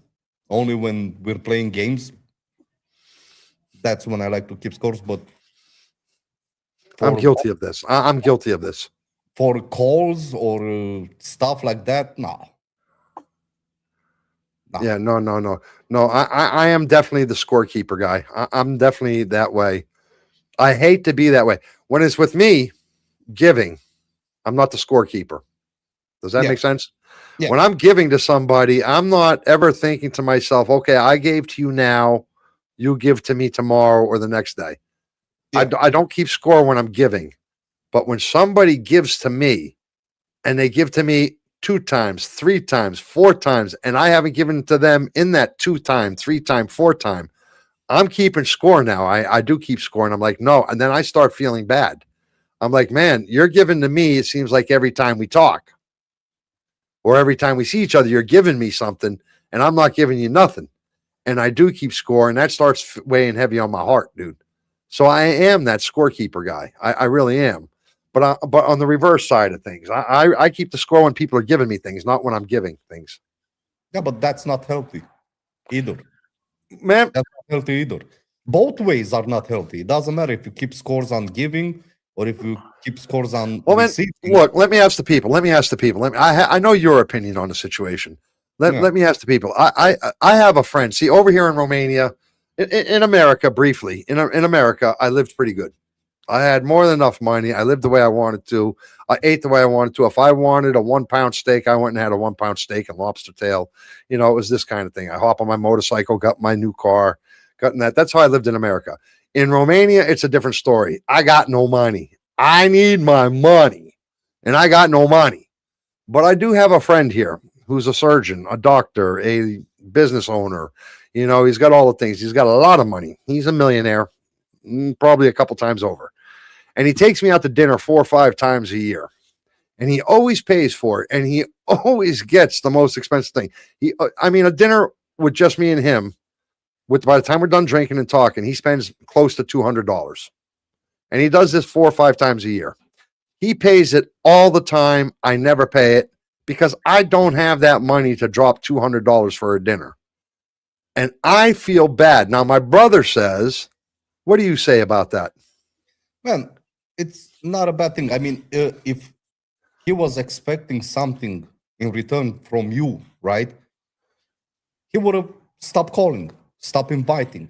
But yeah, I even wrote him a song and told him that I don't call him back and I don't do things because I don't have the money in hand. And he called me back and he said, man, just the time spent with you is what's important. That's what he said to me. Okay. Exactly. That's okay. What I was about to say. He doesn't take you out to dinner because he owes you or something else. He feels good to spend the time with you. He feels good in your presence, right? He likes the talks that you have. He likes, everything. So, in my opinion, that's nothing to feel bad about. The fact that he pays all the time. But I do. I feel horrible about it. And almost to the point that I almost can't enjoy the steaks and the food we're eating or the drinks because he'll tell me, get whatever you want, order. He orders all the top shelf stuff. I ordered a hamburger and he turned around. He told the waiter when he came, he said he ordered a steak for me, the best steak on the menu because he knows I love steak and I never get a chance to say, but I ordered a hamburger and he told the waiter, he said, no, give him a steak, give him this. I mean, you have to take in consideration the fact, like you said, he's a multi-millionaire, right? Yeah. So for him, 200 euros is nothing. It's nothing. Yeah. It's like loose change in the pocket. Something like that. Something like that. Not like he feels ripped off. He wants to eat the top of the shelf steak and have the top of the shelf. He does. He wants that himself. He's good with not eating the steak, but he definitely drinks the top of the line alcohol. He gets the top shelf alcohol, which is the expense of the dinner, right? That's the main expense of it. That's the friggin' $15, $20 a shot kind of friggin' drinks. That's the expense of the dinner. Yeah.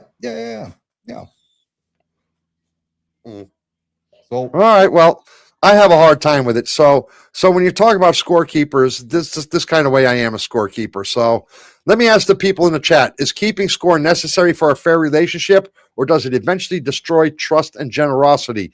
Now, anybody hanging out in the shadows, we have 2 more questions to go, and then we hit our exclusive trivia, only found here on It's Not Okay TV. Sora is here. Who? Sora. Hello, Sora. Glad you could join us. Good evening. So, I can't believe men greet men like gorillas. We don't. We more like meet them like dogs. We go around kind of sniffing their butts a little bit. Where you been? What you doing? Did you go to the bar without me? You know, this kind of thing. We really got more butt sniffers than anything. So, big hug, guys. Big hugs back to you.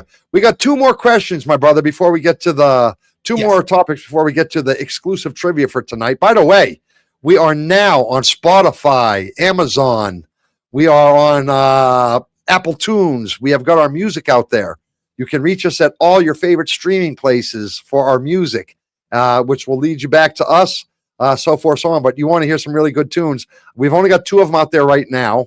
We've got probably about 70 songs, 60 songs. I'll be releasing them at around rate 2 per week. But right now, that's what we got going on, man. So click us up. Go to itsnotokaytv.com. There's usually a thing up there in the corner that we don't have right now, a Q bar, a thing you can scan with your phone, but it's not up there. And if you scan it with your phone, it'll take you to our website. Yeah, that thing right there. If you scan that, that'll take you to our website, which right now the link that's hooked up is Spotify.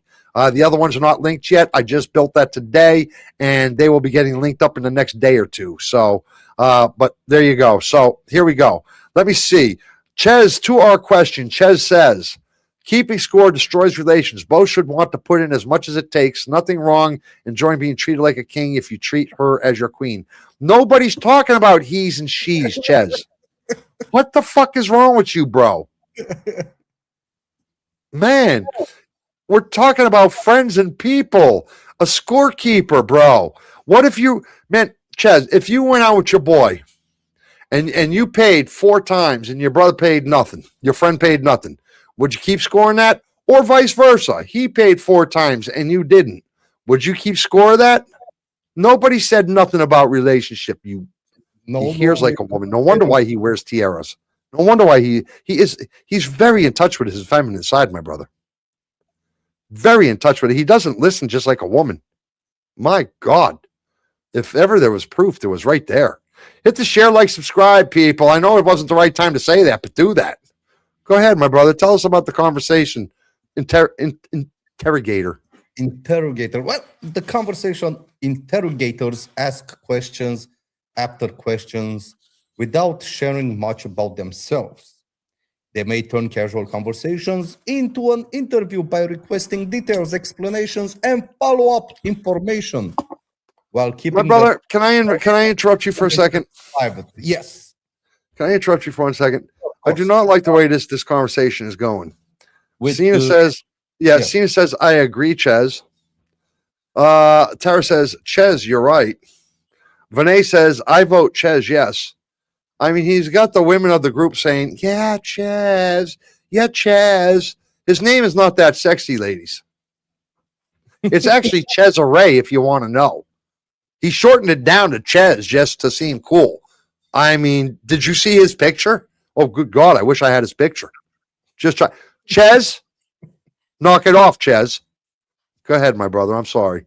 I had to control it because he was abusing the women in the chat. Now, the most likely persons that would have those traits are curious people, private personalities, nervous daters, investigators, and people who dislike talking about themselves. But in some cases, this is understandable. Asking questions may help them connect with others while avoiding the discomfort of revealing too much about their own life. So the question. Well, man.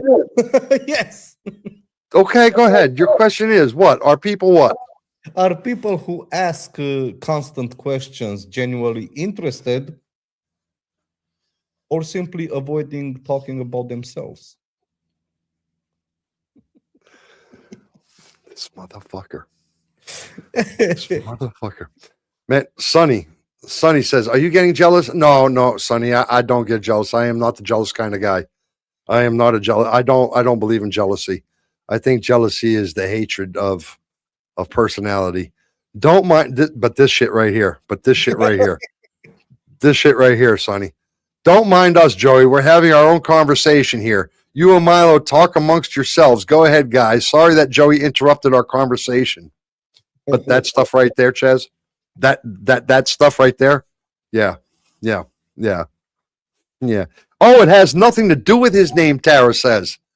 Ooh, so he does have some personality. Or is no, it's his picture. Oh, they see some, look at that. They see a headshot with a guy with sunglasses.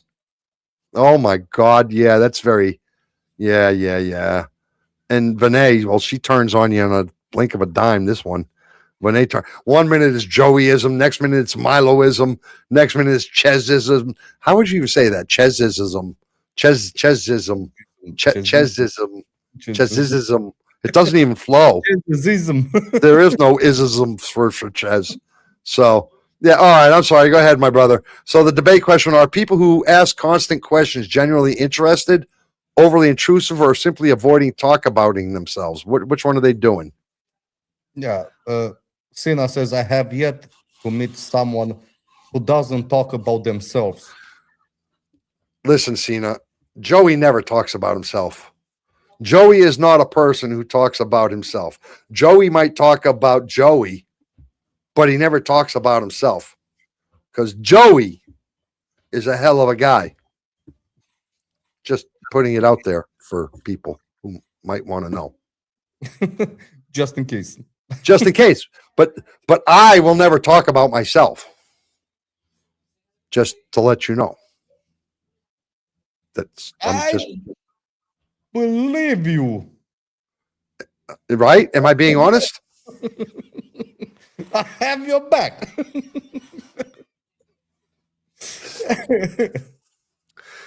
Hey, Sina, you know what? Do we keep our character personifications all the way through here? Is there anybody who doesn't know the truth? Or do they all know the truth? That's in this chat right now. Are Tara and Sina? That's what I'm thinking. I don't know if Are Tara and Sina confused about the truth, the reality, or do they know? They might be a little bit confused. They might be a little confused? Might be, yes. Okay. And Well, Sunny, let's keep it that way. what truth? Yeah, Sunny is in the dark. Yeah. Oh, that's no. Oh, yeah. I think she is too. I think she actually is too. I think she is. But watch. Here comes the woman. Here comes the woman. Watch this. It's not 30 seconds away before Vinay spills her guts. Look at this. It's not 30 seconds from now. Vinay spills the guts. What truth is that, guys? and mentions. Yeah. It's not 30 seconds from now. So are people who ask you too short to know, Sonny.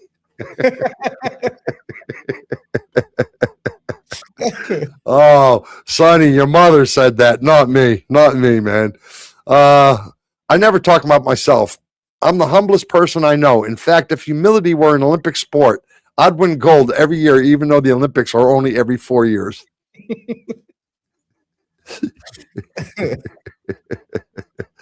Yeah, I believe that too. I believe that. So are people who ask constant questions generally interested, overly intrusive, or simply avoiding talking about themselves? Tell me what you think over in the chat so we can move on to our 15th and final question. Get to the trivia. I have a question. In this message that Ches wrote right now, that's highlighted on the screen, he says, I never talk about myself. Yeah. Is he actually talking about himself right now? He's talking about himself because he said I. So he is talking about himself. He is. He fucked up his terminology because then again, he's from South Africa. Look, he told you they didn't do maths in school. I never talk about myself, right? Look, I never talk about myself. I'm, which put himself in the first person. Yeah. No, the fact, if humility were, though the Olympics are only for, he talked about himself. He should have said, I never talk about myself, although if I did, then he would be, yes. But yes. But that's okay. That's okay. We'll let him go on this one. How about the Grudge Collector? Bring us to our last one, my brother, before trivia. The Grudge Collector. The Grudge Collector has difficulty letting go of past conflicts. They may remember arguments, insults, betrayals, and embarrassing moments for years, and bringing them back whenever a new disagreement happens. Now, Yeah. the most likely guilty person in this scenario are definitely the sensitive people betrayed by friends, stubborn relatives, and those who have difficulty rebuilding trust. Yeah. I'm that person. I have difficulty rebuilding trust. But it's understandable in some situation. Ain't that right, Joey? Holding on to past problems may feel like protecting against being hurt, embarrassed, or taken advantage of again.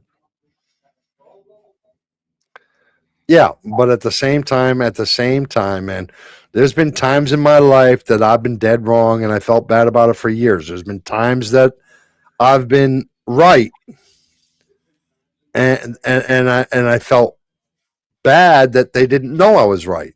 There's been I don't know what to say about this one. This one here is one of those, it depends on what side you are. If you're the guy holding the grudges Yeah, because somebody did you wrong, yeah, this doesn't get you anywhere, right? Because you can't change back the hands of time. yes, If you're the guy who did wrong and you hold a grudge against yourself, I think you can eat yourself up. yeah, I think you can eat yourself up, man. yeah.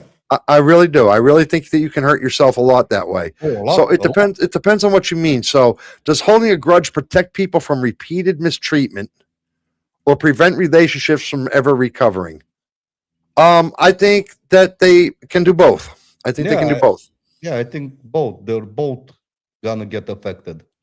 Yeah, I think so too. Recovering and the hurt. I think so too. So holding grudges are not okay. Not okay. Not okay.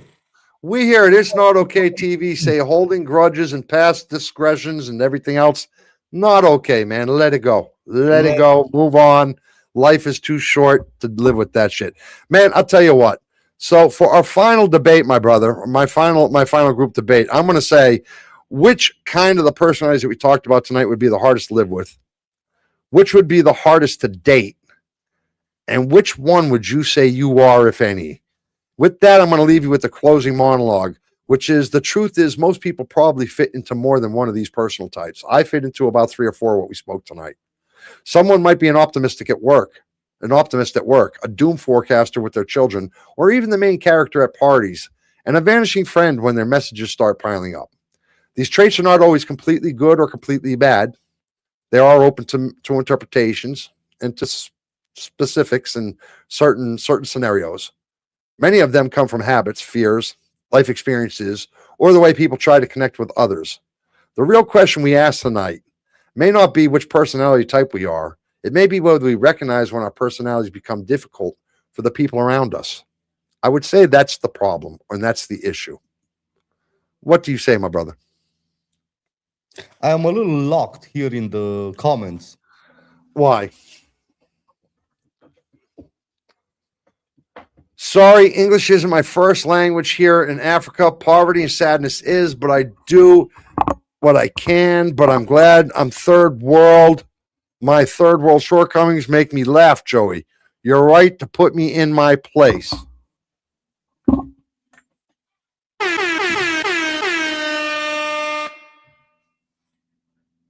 Look, they're doing a hula dance. The one does.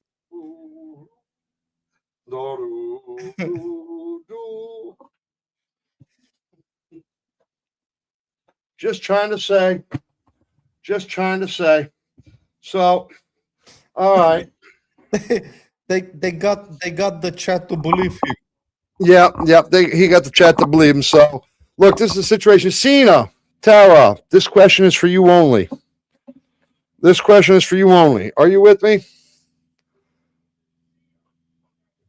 Who is Milo? Who is Milo? Time Who is ticking. Milo? I don't have the time. Do I have time? Okay, well, the question went through, so now I want to hear an answer. And they're probably like, I don't know. Milo Giggles. So that answers us about Sonny. Cena, fair enough. Cena, Tara, you got fingers. Hit the keyboard.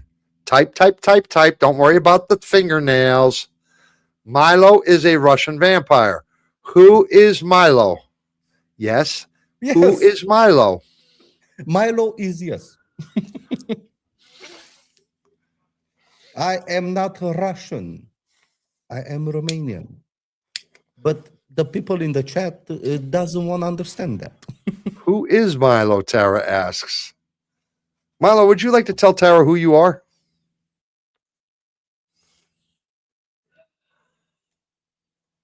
You're not sure?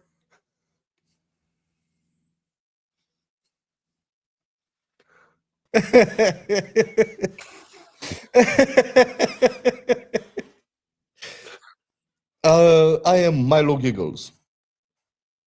And together we make Schitz and Giggles. But let me ask you a question. Tara, Sonny, Cena, what are the odds that two guys happen to meet each other and their last names happen to be Schitz And Giggles. and Giggles? What are the odds? You got to ask yourself. Just trying to say. Man, we're getting into our trivia. What do you say? You ready? Yes, we is ready. But before we go into that, we have a question. His personality, or what are you asking? I'm asking, what's his name? Yes, my name, my real name. What? You gave it away there. I did? You just did. You said your real name. You're trying to say that Milo Giggles is not your real name. Right? Yes. Well, I'm giving Okay. them a clue. Okay. Milo and Joey are not our real names. Sarah and Tara and Sonny. What are they? We'll give you one extra point on trivia if you can answer that.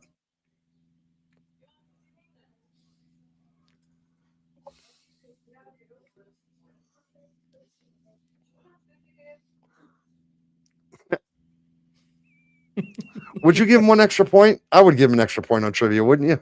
Yeah, I think the chat is gonna be okay if we give an extra point if they get our real Both names. names. Both names right. Yes. They got to get both names right. If Sarah, I don't know what his real name is. Oh, so Cena, Sonny, you're only halfway there. Sonny, you're only Robin. You're Robin, dude. Robin Hood. I know Joey is Mark. Listen, Cena and Tara, let us let you in on a little secret, being as how you don't know, okay? Yeah. Would you like to let him in on a little secret, my brother? Yes, we can do that. Yes. You can let him in on a little secret. So my real name is Robert, and my brother Joey is Mark. Pleasure to meet you, ladies. Pleasure to meet you. Mark and Robert are our for real names, but I don't know if we should tell that, or I don't know if we should always keep that as a character thing. But the thing is, everybody in the chat knows that, except for you two. Yeah. Except for you two. Sonny knows half of it because Sonny hears her mother talk about Mark sometimes. You know, on the What's Up and stuff like that. So Sonny knows it from that, I think. Milo is a Russian vampire hunter disguised as Robin Hood from Romania. Yeah. He is something like that. So, man, pleasure to meet you, ladies. That's our real names. But hey, here on It's Not Okay TV, it's Joey and Milo. So let's get our hell yes, brother. Yeah. Let's hear a hell yeah from everybody who wants to play trivia.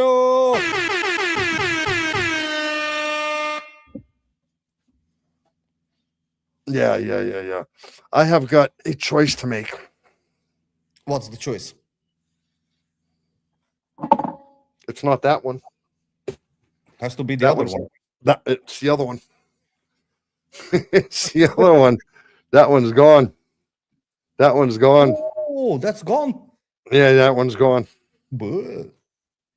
We should have went that way on Tuesday night. The one you didn't want to go with. Yeah, probably. That's the way I went tonight. And it's and it's perfecto. Perfecto. Yeah. All right, man. We got our hell yeahs in here, man. We got a slow lag here. Cena says. We got 3-bike triker. We got Sonny. We got, let me see here. Who do we got? We got Sonny. We got Cena. We got Sonny, Cena, Triker, Tara, Ches, Vinay, Kashmira. Where's Sora? Sora. Sora's not here for this, huh? Oh. Would be. Oh. Here goes her second place. Oh, yeah. We'll give her the same respect we gave to Vinay the other day. We're going to chill for a minute. We're going to give her a minute to maybe she's doing something. She needs to hear us. Vinay, we gave you the same courtesy the other night. We kept calling you out, right? Did we not call her? We called her. We called you, Vinay, because we didn't want you to miss anything. And Ches was like, shush. Let me win. Shush. It's a good thing she's not here. Yeah, Ches was being all bitch about it. You should have heard him. It was like, man, I was like, Ches, have a little freaking compassion, would you? Vinay is the champ, the trivia champ, not you. Stop acting like you won anything yet, Ches. Man, so we still got a small size shirt which will fit Ches perfectly. Ches, I think it's a size small that we have left for you, guy, if you win this month. So if you cut it off right at the bottom, right here below your breast line, it's going to look perfect on you, brother. It's going to look very, very good. Okay? So, I heard that in my dream while I was snoozing. Yeah, that was me. I took a screenshot of that night, Vinay. I knew he'd make up stories.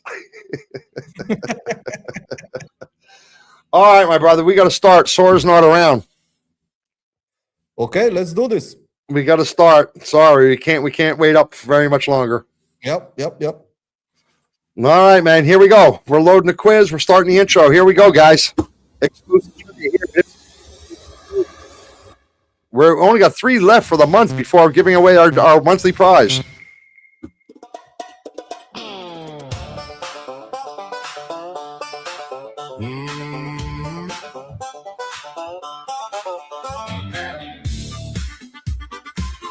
Look at this. They can't fucking Google this. They're all lost. They don't know. A, B, C, or D. Milo, 3 nights a week. Sunday and Thursday, the laughs run free. Then trivia crowns who the champ will be. Come spend your time with a good night stay. Laugh off the weight of a long, hard day. Real talk, big fun. They can't Google this shit, bro. You see, you think that I make jokes when I talk to you guys and say that we're trying to make this Google proof, don't you? You think so? Well, believe me when I tell you, I put a lot of time into figuring out how to make this Google proof against you guys. I really do put a lot of time into it. And this is the way I put it. So the answer is C, the main character. Man, DNA is trying to speak to you in Românește, my brother. Sigur să da. She is 100% sure. Well, not 100%. You didn't say 100%, so, but you are sure. Yes, you are sure. Yes. Bravo, Sonny. Bravo. Yeah, I that's impressive. That's impressive. Așa. Copii e foarte inteligent. Foarte intelligent, yes. No? Yes. So, hey, next question.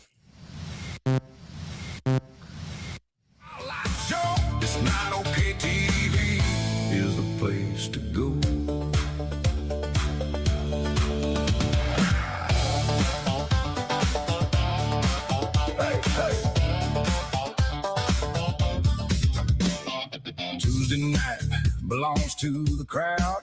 Open mic voices, funny and loud. It's not about us, we wanna hear you. Bring your best story and all the things that you do. None of the small talk, no hidden disguise. Just honest laughs, perhaps a surprise. Friends in the chat make the whole thing click. Lisa remembers who paid, who called first, and who made the last apology. What is she? The answers are locked, but first I'm going to say to Sonny, I'm learning very little Romanian on Duolingo. You know, da ce faci învăț, ce învăț. Ce învăț, Sonny. So, reveal the answer. The scorekeeper. A. Of course, you all got it right. Look at you go. Sora got in there, my brother. She only missed the one. Yes. What did you do? Text her and say, "Gay, hurry up, hurry up." Yes, I did. You did, didn't you? You hurry up. That is cheating, man. No, it's all good. It's all good. Yes, Sora, let's go. Man, they wanted to kick back. Ches wanted to give back his points from last week to make it more of a fight between them. But I didn't think that was right, bro. I didn't think it was right. You know, because they would have had to been split between Sora and Vinay. And then what about like the Tara, who had a chance to? Yeah, and so you know, and Kashmir and so forth, so on. So we left it the way it is. So it's all on their own merits on what they do here this month. So they decided that I love how Vinay and Ches have decided Sora doesn't stand a chance and Ches is going to win this month. Vinay and Ches have decided that all on their own. Oh, you can have the shirt, Ches, was Vinay. Oh, excuse me. Or you can have the shirt, Ches. Duh. You know, like that. And Ches was like, oh, okay. So long as they have a small. And I was like, oh, perfect. That's what we have. And then I was like, but you guys forget Sora might win too. Oh, no, she can't win. There's 3 weeks, only 3 weeks left, and Ches is too good. And oh, you should have heard the shit going on. Man, next question. The one good night can bring smiles and quick. From jokes and debates to a political fight. Every show brings us a different night. Sunday, Tuesday, Thursday, It was a good accent, right, Ches? We're waiting for you. Come spend your time with a good night's stay. Laugh off the weight of a long, hard day. Join Joey and Milo. Come steal the show. It's not okay, TV is the place to go. For laughs. Okay. All right. Well, Sonny's got to go. She has said this enough tonight where she wants us to bite. She wants us to bite. So for her sake, I'm going to bite, man. I'm going to bite. What is a biltong? I have seen this 15 times from Sonny tonight. Biltong. I need to know what a biltong is now. I will bite on that one. Do you see it? Well, non-existing biltong. This is like the 15th time she said it tonight, so I want to know what it means. Brian agrees with each group he joins, then changes again with the next one. What is he? He is an ice bringer. Right? Biltong, it's a type of beef meat. He is a social chameleon. What is that? It's a type of dried beef meat. So that's what I'm like, is a dried piece of meat? Probably. Well, that's not okay. That's definitely not okay. Definitely not okay.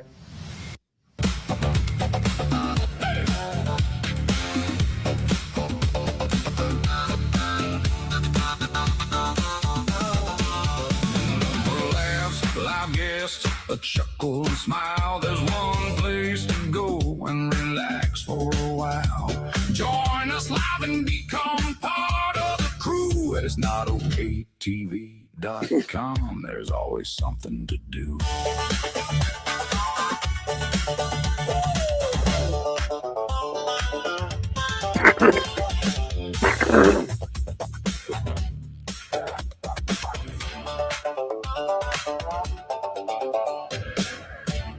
Oh, is that a fact? That's what you call old people? Biltongs?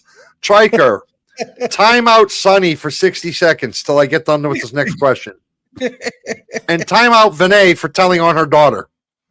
Megan asked 20 personal questions, but what? Don't, Triker, don't do it. Don't do it. Don't do it, Triker. Triker, I'm only playing. Megan asked 20 personal questions, but reveals almost nothing about herself. What is she? The conversation interrogator. B. Oh, Ches got it right.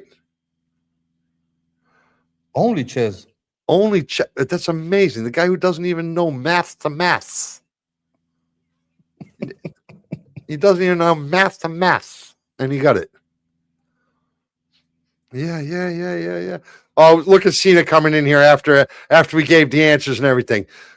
Cena, that's a sure way to win. Tara, too, that's a sure way to win. Wait until we put the answers up. Buck, you're guaranteed to get the points then, I guarantee you. 5 out of 15.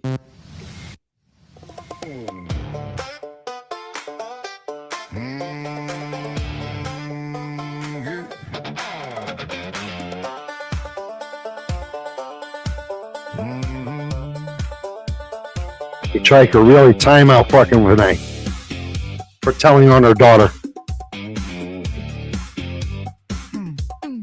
She missed a bus on interview day. Her heel snapped off as it pulled away. I wonder if he'll do it. She walked in so don't do it. from the pouring rain. Her dress was a mess with a coffee stain. They saw no polish, no perfect disguise, but they saw steady hand. Nope. Give a couple of seconds for Tara and Cena. Yeah, we got to give him a couple seconds. Well, you know, the one reason I feel a little bad for them is because you figure it takes me 12 to 14 hours to travel from New Jersey to here to Romania, right? So you got to allow at least 30 seconds for a message to come from Arizona, California to get here, right? I mean, you got to kind of allow that to get through here.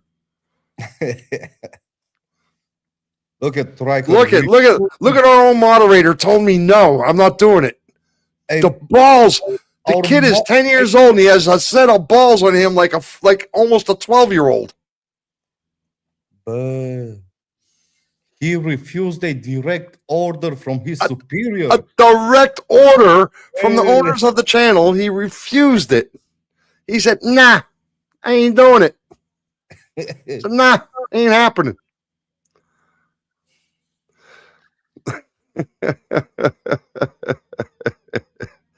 Oh, he at least has 2, Joey.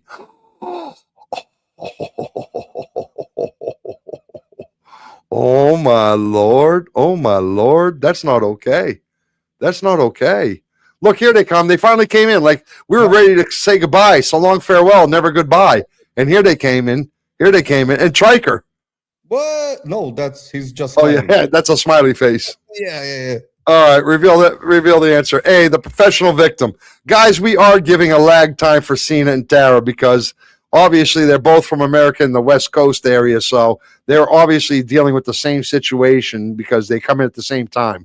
We're giving them that few extra seconds. I hope you can appreciate that. Normally we wouldn't do that, but with the lag they're dealing with, the American internet is nothing like us here over in Europe. We are superior here in Europe. We have everything better in Europe. Africa, not so much. Europe, yeah. Africa, yeah. I don't blame you guys for wanting to live in America. But we here in Europe have it great. So what can I tell you? Next question. I didn't say Arizona. Did I say Arizona? Did I say Arizona or did I say America? West Coast. I might have said Arizona accidentally, but I know it's Nevada. You keep correct. You know what? What? I can't do this. I can't do this. This is ridiculous. This is just ridiculous. I know, Cena. I freaking know It's freaking Nevada, not Arizona. I've told you before. I know. You don't have to correct me at every turn. Okay, Cena? Thank you. Fuck. Okay. So, just trying to say. There you go. Add to stage. Add the trivia to stage. No, I'm gonna add it. You either fold up or you live and learn. You can curse the rain, you can blame the road, or stand with pride and carry the load. The hit may shake you, the fall may sting. Shake it off. You can't win everything. You cannot choose every card that you're given, but you do Choose how you want to be living. All right, Cena. Freaking. Oh my God. Let it go. Let it go. Give me your answer. Oh, Cena. Cena. You should be busy typing A, B, C's, or D's, Cena.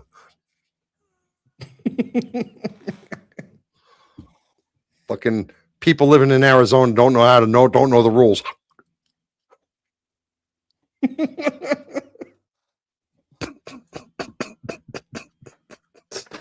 Nevada, Arizona, what's the difference? They're right next to each other, for fuck's sake. They really are. They're like squished right in each other like this, like that. They really are. In fact, I drove from Arizona into Nevada, didn't even know I crossed into Nevada. I crossed through Nevada into California. I was like, what the fuck? Where'd Nevada go? That's how big Nevada is. Just trying to tell you. Man, I can't see the question. Yeah, they're way back. They're way back. Like, oh, you need some glasses, Tara. I think they're like 20 seconds behind. Yeah, see? Click on live. Yeah, are you guys on live or top chat in YouTube? Are you guys in YouTube? Are you on top chat or live chat? Look at the top of your chat windows. If you're on top chat, that's the problem. You got to go to live chat. There's a little arrow there. You got to. Oh, they're both going. Oh, I didn't know that. Oh, shucks. I was on top chat. They're both doing it. I guarantee you. I guarantee you. Next question. You want to be part of the family? You're part of the family too.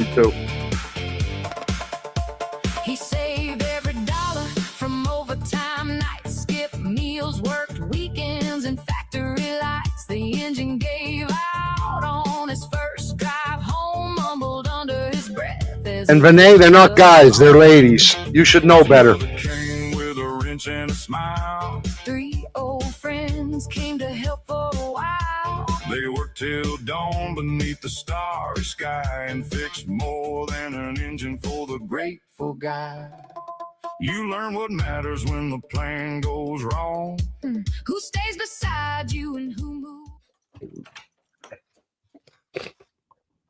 David disappears for months. Yeah, David did. Then he returns, expecting the friendship to continue normally. What is he? I say an asshole. What do you say? Best friend ever. Yeah. Hey, Cena. Hey, Tara, did you go to that live chat, top chat thing over there, right underneath the thing, over to the left, over top of the thing of the thingy? Somebody else could describe it better than me, because if I guarantee you guys are on top chat, not live chat. I guarantee it. Guarantee it. Whew. There goes Cena. We have Cena, we have Tara. Okay. Yeah, man, I was heading for work. Already. I was thinking it was the morning time already. So what do you call him, man, if David did that?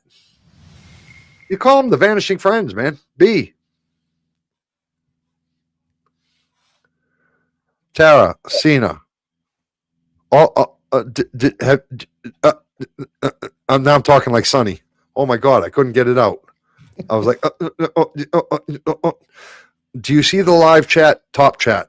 Are you guys on live chat, Cena and Tara? Look, we have an awkward silence right now.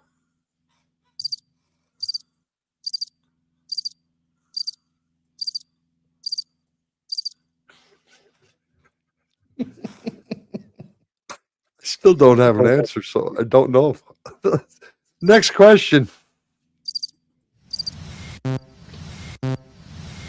A broken eye Yes, can the still Parasite live chat. reveal. The hands that help and the people that heal. You find your strength when the easy road ends. And choices you make and the help of your friends. What knocked you down doesn't make who you are, but getting back up. That makes you a star.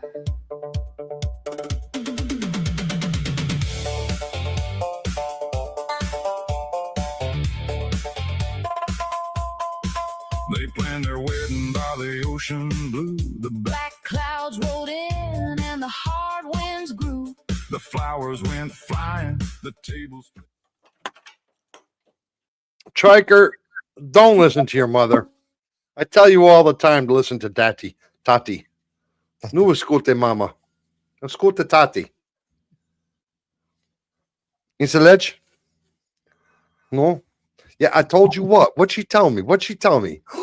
What did she tell me? That it's they are on live chat. Okay, well, why you got to yell at me like that, Tara? Just A, B, C, or D. Damn. Man, actually, look, I'm just looking at my YouTube too, and to be honest with you, it just clicked over. It just started right now, this question. My YouTube. Yeah, check It literally just started right now. check the red line under the video. I did. And my- you're not behind. I'm all the way to the end, man. Hey. So it's the same thing was happening. Same thing was happening to me. Nina expects disaster, prepares for it, and seems almost disappointed when nothing goes wrong. What is she? She's that. She's that. Forecast. She's a D. She's a D. She's the doom forecaster. Look at the almost 12-year-old got it. In other words, the 11-year-old. Oops. Oops. Next question. 9 out of 15, guys. Upside down, the decorations all tattered in a wet wedding gown. So they moved the vows to a rented hall.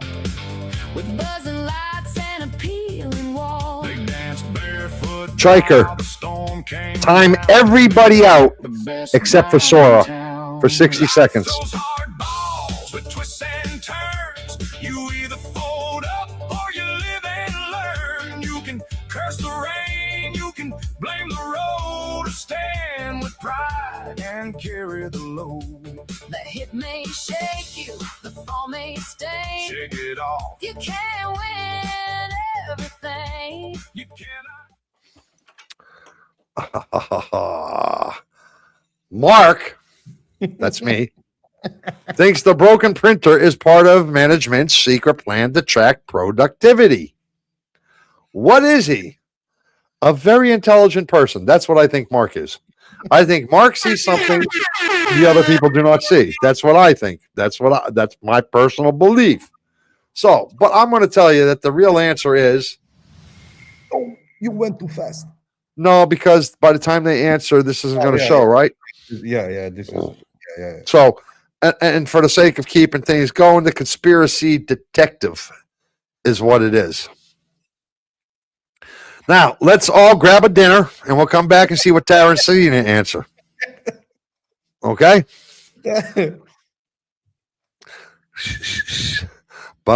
Ba-ba-da-da-da-da-da. Ba-da-da-da-da-da-da. Life is but a dream. Okay, There you yeah. go. Hey. Wrong answers, lady, but good try. Very good, very good. You're such an ass, man. Why do you got to mess with these two poor ladies? You know? 10 out of 15. Choose every card that you're given, but you do choose how you want to be living. The road gets rough fly. The world will test What you hold inside, You may lose the map, but not your way. there is still some gold. In a crooked day. So laugh when you can, Stand when you wake. love what survives. It is what you make. Life throws the But curve. here is the take. You can choose to bend, but refuse to break.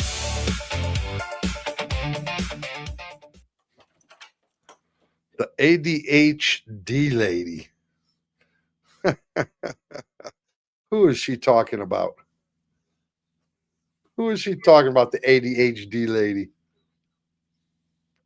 I don't know. Julie. Who's Julie? Julie. Oh, I'm so lost right now. She says Julie is the ADHD lady. Who's Julie? Oh, Julie. She's in the question. Oh, the Julie. Jesus. Julie is in Jesus. Julie loses her keys while holding them and misses appointments. She is exactly like Kashmira loses her keys while holding them and misses appointments she personally arranged. What is she?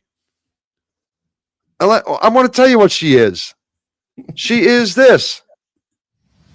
Hey, a walking disaster. Joey, I've got to step away and pick up my brother from the airport. I'll only be 25 minutes. I should be back by the time Tara and Cena answer.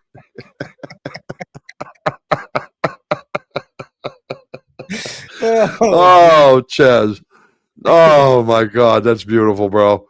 That is beautiful. 11. Do you really have to go and pick up your brother from the airport, bro? Or are you just teasing them, or do you really got to go get him? Because if you really got to go get him, I'm going to slow this down for a little bit and let you lose. Not that I can speed it up any quicker. Let me see. All right, next question.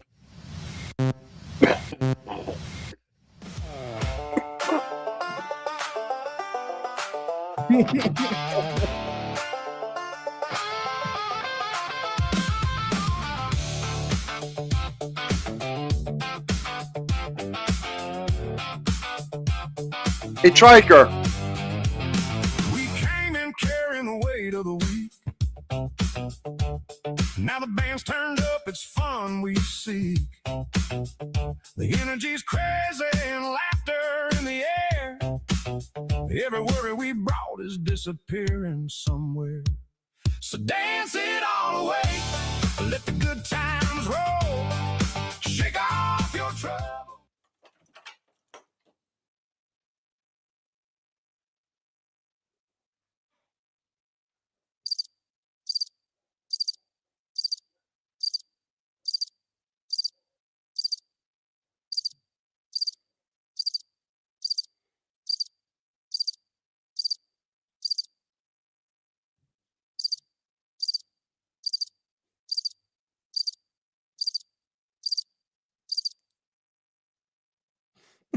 You're on mute again.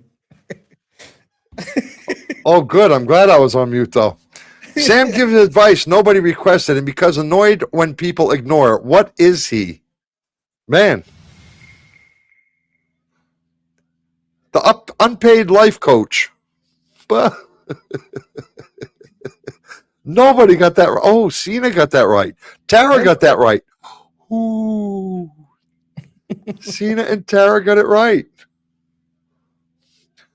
And Chaz, you know, I don't appreciate just how mean you are to me. I got to be honest with you. From your soul. Laugh till it hurts. Let the whole room sway. Tonight there's no stress. We're here to play. Old friends raising glasses. I've had enough of Chaz for a moment. My brother. Speak with Riker. Huh? We're singing off Speak key. with Riker. He can take care of Phil. Oh, I don't have to speak to Triker. That's what I was on mute for. Oh, that's what. Leave a bruise on your pride. But trouble Ches is going crazy right now. How come he can't answer? What the fuck? What? What happened? What happened? What happened? Oh man, I cannot believe Ches is not answering. Oh. Ches does not want to win this month's trivia. I mean, Ches just doesn't want to win this month's trivia, does he? And Tara and Cena, I mean, for fuck's sake, where are they?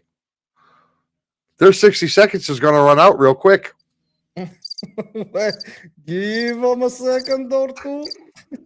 Oh, Tara and Cena, you better hurry up because 60 seconds has just become about 15, 20 seconds. Oh, Ches is going to get in on this one. If you guys don't hurry up, Ches is going to get in on this one. Shit, he got in on it anyway. God damn it. I was trying to give him a chance. God damn it. Damn. Damn, damn, damn. B, brutally honest friend, man.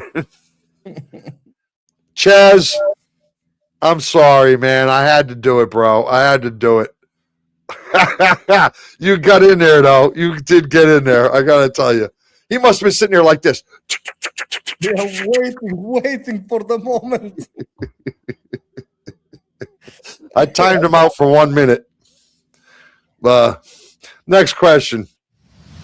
I never did that to anybody. Yeah, me neither. But we do have each other. friends all together, my sisters and brothers.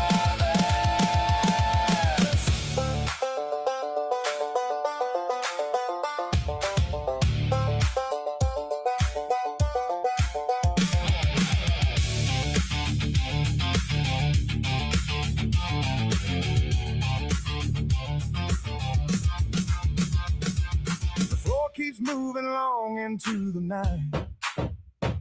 Every step that we take makes the whole world feel right. No clock on the wall gets to tell us we're done. Tara, you say you answered already, but how could you answer when you didn't get the question? I don't know how you answer, Tara, without getting... I'm so confused. I am so confused, my brother. How could she answer before the question came out? I have no idea how the internet works. It's either I have no idea how to explain it, but there is a lag. There is a difference between typing and what she's seeing and what it's being typed. Yes, I get that. I get that. But this is the second time Tara said, I answered already. We have you for the last one, Tara. You're good. You're good. You got an answer in for every question so far, Tara. You do. Now we're just waiting on Eric brings up a 10-year-old insult during every new disagreement. What is he? Now we're just waiting on your answer for that one. So there you go. Now we got your answer. So you do not have to worry about it. It is B, the grudge collector. We waited for you to be wrong, Tara. Are you satisfied with yourself? We waited for you to be wrong. Mwah, mwah, mwah, mwah. Just trying to say, what a 10-year-old insult. Is it what Sonny's been doing tonight because she's 10? He's such a dick. He really is such a dick sometimes. Man, she's almost 12, bro. In other words, she's 11. 14 out of 15. Oh, you know how to get to him, don't you, Ches? Dance it all away. Let the good times roll. Shake off your troubles and the weight from your soul. Laugh till it hurts. Let the whole room sway. Tonight there's no stress. We're here to play. When the lights come up and the last note is gone, we'll carry this feeling Into the dawn. The world may be waiting with its bills and its blues, but tonight we remember we still get to choose. You know what I think is very interesting, my brother? Is that the two 10-year-olds in the room are like teaching all the other people. They're like spanking it to everybody. The two 10-year-olds are like, I mean, both Sonny and what's the one? Triker. Both these two. Yeah, Triker. Sonny and Triker. These two 10. I'm not Teminem. Okay, she says I'm not Teminem.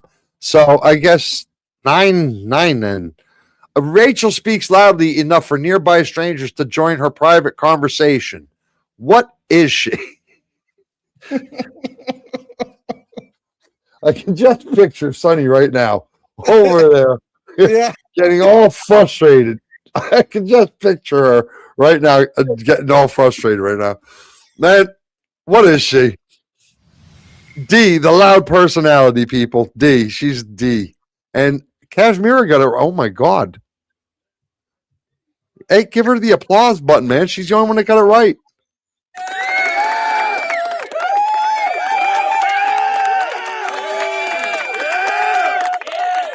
Everybody else? 15 of 15, people.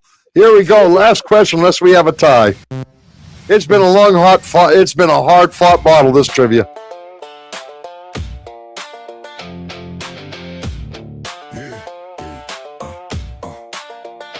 I don't need your friendship, I don't need your praise. I walked through hell and some really bad days. I don't chase trouble, but I won't take a knee. I'm built with honor and loyalty, with integrity. Show me respect, I'll give it back tenfold. Show me loyalty, that's a line we'll hold. But come with lies, disrespect and doubt, you'll release a beast that shouldn't be out. I am what you earn, I am what you show. Be true to my face, our friendship will grow. Come with poison, come with shame. Don't act surprised when I answer the same. You don't have to like me, but respect is a must. If you are a loyal friend, you'll earn. Yeah. Kevin, this poor sod, always has a worse injury. This guy is always getting hurt. He's got a harder job or crazier vacation story than everyone else.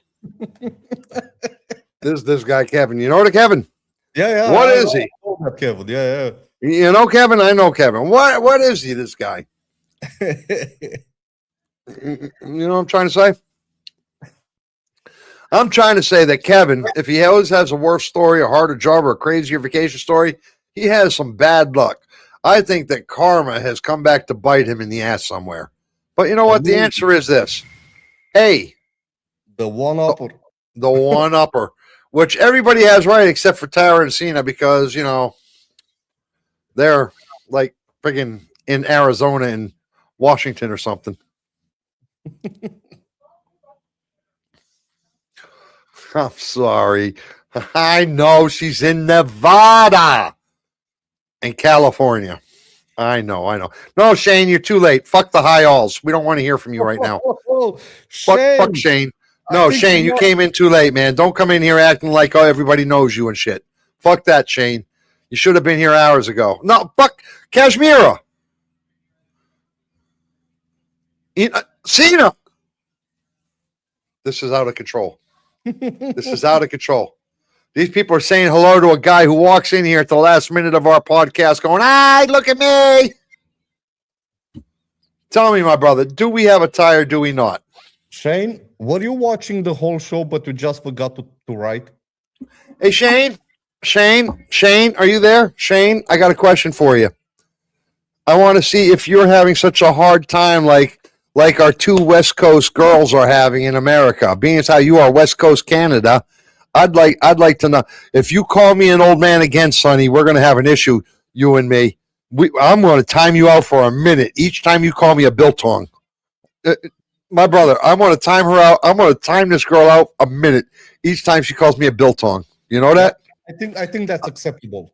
I think it's acceptable, right? Now that I know what that means. She's calling me an old dude, right? An old dude, yeah. But what do you expect a 10-year-old to know? I mean, you wouldn't expect a 10-year-old to speak to you like that, would you? No. So, biltong is about South African meat. I am not South African meat either. And even if you put it that way, it's not okay. It's not okay. You can buy biltong beef jerky. I love beef jerky though.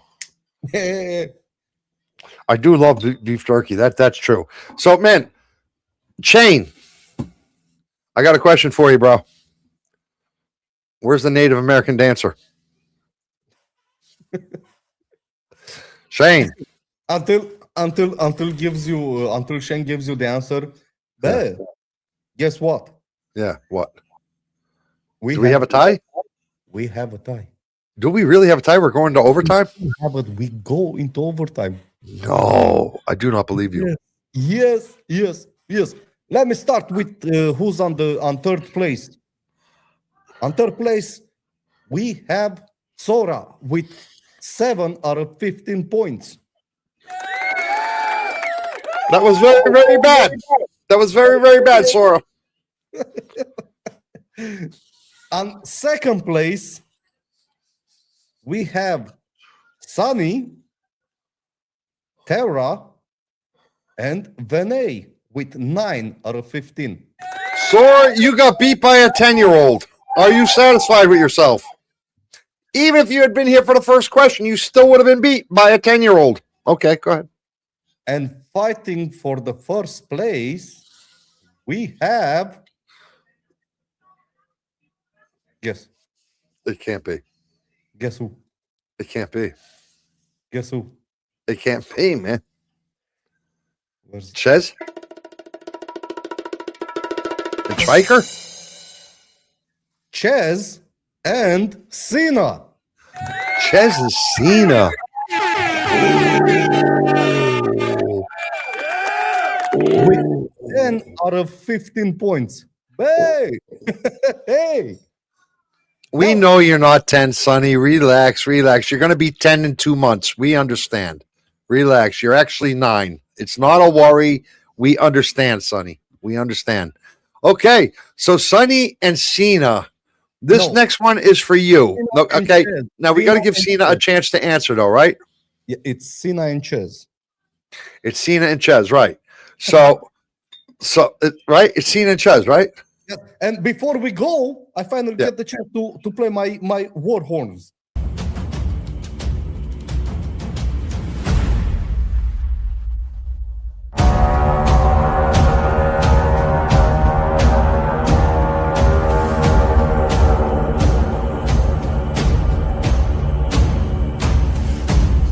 Damn, I wish I was sitting on the bass speaker for that. That would have been nice. That would have been nice, man. Did you? Barrr. Listen, Cena, Chez, this one is for you.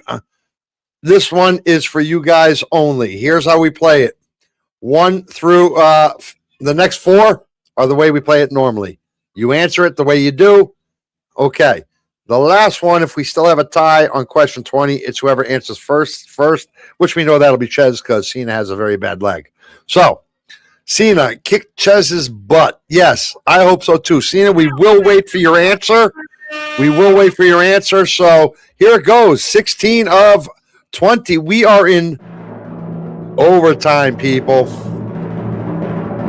Oh, Cena, kick his ass. He deserves it, this guy. The kind of man you'll find in me. It's your reflection. It's the person I see. Yeah. It's the person I see. Yeah. I break my back to help you stand. You'll never ask twice for a helping hand. My circle is small, my words stronger than steel. We can stand together or at my feet you will kneel. Show me respect, I'll give it back tenfold. Show me loyalty, it's a line we'll hold. But come with lies, disrespect and doubt. You'll release a beast that shouldn't be out. I am what you earn, I am what you show. Be true to my face, our friendship will grow. Come with poison, come with shame. Don't act surprised. Hey, you know what, my brother? Oh, you're not there. So I will say like this. I'm going to say like this. Sonny, I do have to thank you for one thing. There is a good thing about being 10 years old. You're very prompt. You know what I mean? I mean, you were at our show 3 hours before we even started, Sonny. So that is a beautiful thing I have to say about 10-year-olds. You are very, very prompt, and you know what you're doing. So I do appreciate that about you, Sonny. Thank you. We have Chez at answer is B. Donna tells long stories, performs every voice, and dislikes anyone interrupting her performance. What is she? Buh. Cena? I really got to push the reveal button, Cena. I got to do it. C, the main character. They both got it wrong. Can you imagine that? They both got it wrong. What are the man? Jesus H. That's something I expect from a 10-year-old. You know, I'm just trying to tell you. Next generations. Next generation. Next question.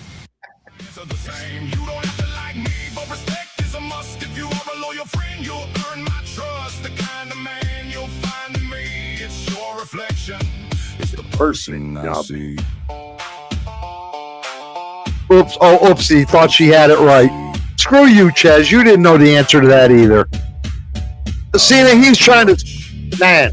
Or something I won't give. But my morals are strong.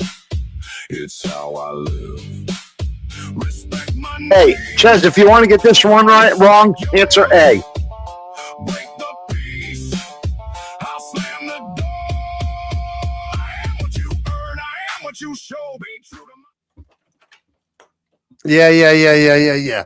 After missing another deadline, Jake explains why everyone else made success impossible. What is he? Now, you see, I totally told Ches. Yeah, and he refused to go with your answer. He refused to go with my answer, and I told him where he could go wrong. So when he gives a different answer, all the other stuff I meant to be wrong is bullshit. Is bullshit, right? Yep. So he can't play that. If he gets beat fair and square by the girl from Arizona. I mean, Nevada. Yep. I'm fucking with you. Nevada, not Arizona. Cena, what is your problem with Arizona, by the way, anyway? You know, MAGA is MAGA all the way around. If you're MAGA, you're MAGA. You should. Did you see in Arizona they just went MAGA all the way? They did, man. Just last night, just yesterday, they voted all the MAGA government Republicans for the primaries. All of Donald Trump's supporters in Arizona. I did not see that. Man, they did. They really did, man. Of course, they both got it wrong again. The professional victim. Oh, I see this one going right to the end. I see it going right to the end. 18 of 20, guys. Friendship will grow. Come with poison, come with shame. Don't act surprised when I answer the same. You don't have to like me, but respect is a must. If you are a loyal friend, you'll earn my trust. The kind of man you'll find in me, it's your reflection. It's a person you'll see. Bring me respect. I'll give you mine. Bring me betrayal. It's a Monster you'll find. I am who What I I am. am, that will always be true. So the Person you see is all up to you.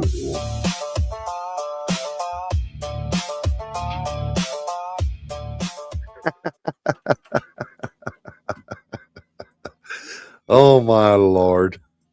Oh, my Lord. Now he goes A. Helen gives detailed plans when Cena say A. Helen gives detailed plans when her friend only wants sympathy. What is she? Cena.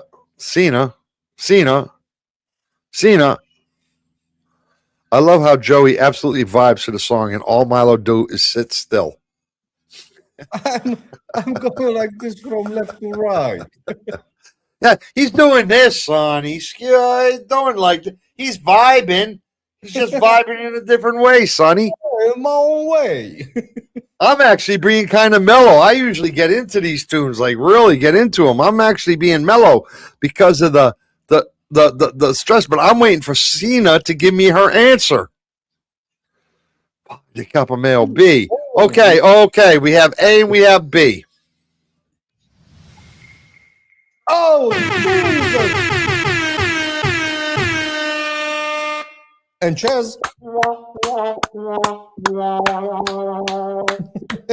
Now he's going to try to let you believe that he did that with intention. Believe me when I tell you, he thought his ass off, and that was his honest-to-God intention. He did not mean to give that up. Cena, do not let him talk any shit about it. You did that fair and square. You is a genius, Cena. And you know what, Ches? Go play with the losers. Go play with the losers. We have no time for you over here. We are playing with the winners right now. Cena, you did a fantastic job. Ches, yeah, Yeah. okay. Yeah. Something like that. Meh. Yeah. Yeah, something like that. So, no, listen, all guys, you guys did fantastic all the way around. I'm only joking. That was a hell of a trivia, hell of a show. Everything went good. A lot of playing, a lot of joking. You know, even the 10-year-olds liked it. You know, both of them, both Triker and Sonny, both 10-year-olds. They both loved it. They had a good time. Thank you very much.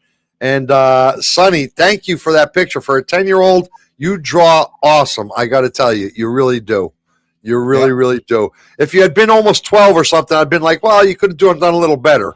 But because you're 10, I think you did an awesome job, Sonny. I just want to let you know that. So, you know, that's just how I feel about things. My brother, what do you got to say? Man, I want to say congratulations to Cena for beating Chez's ass fair and square. Chez, congratulations for making it into the finals. Thank you, everybody, for joining us tonight, having a great time with us tonight. Until the next time, spread the kindness, spread the love, and smash the bell icon if you didn't smash it until now, so you'll get notified every time we post something. Or we go How live. about how many times we go over stuff? How many times we're on? 3 times a week? We're on 3 times a week.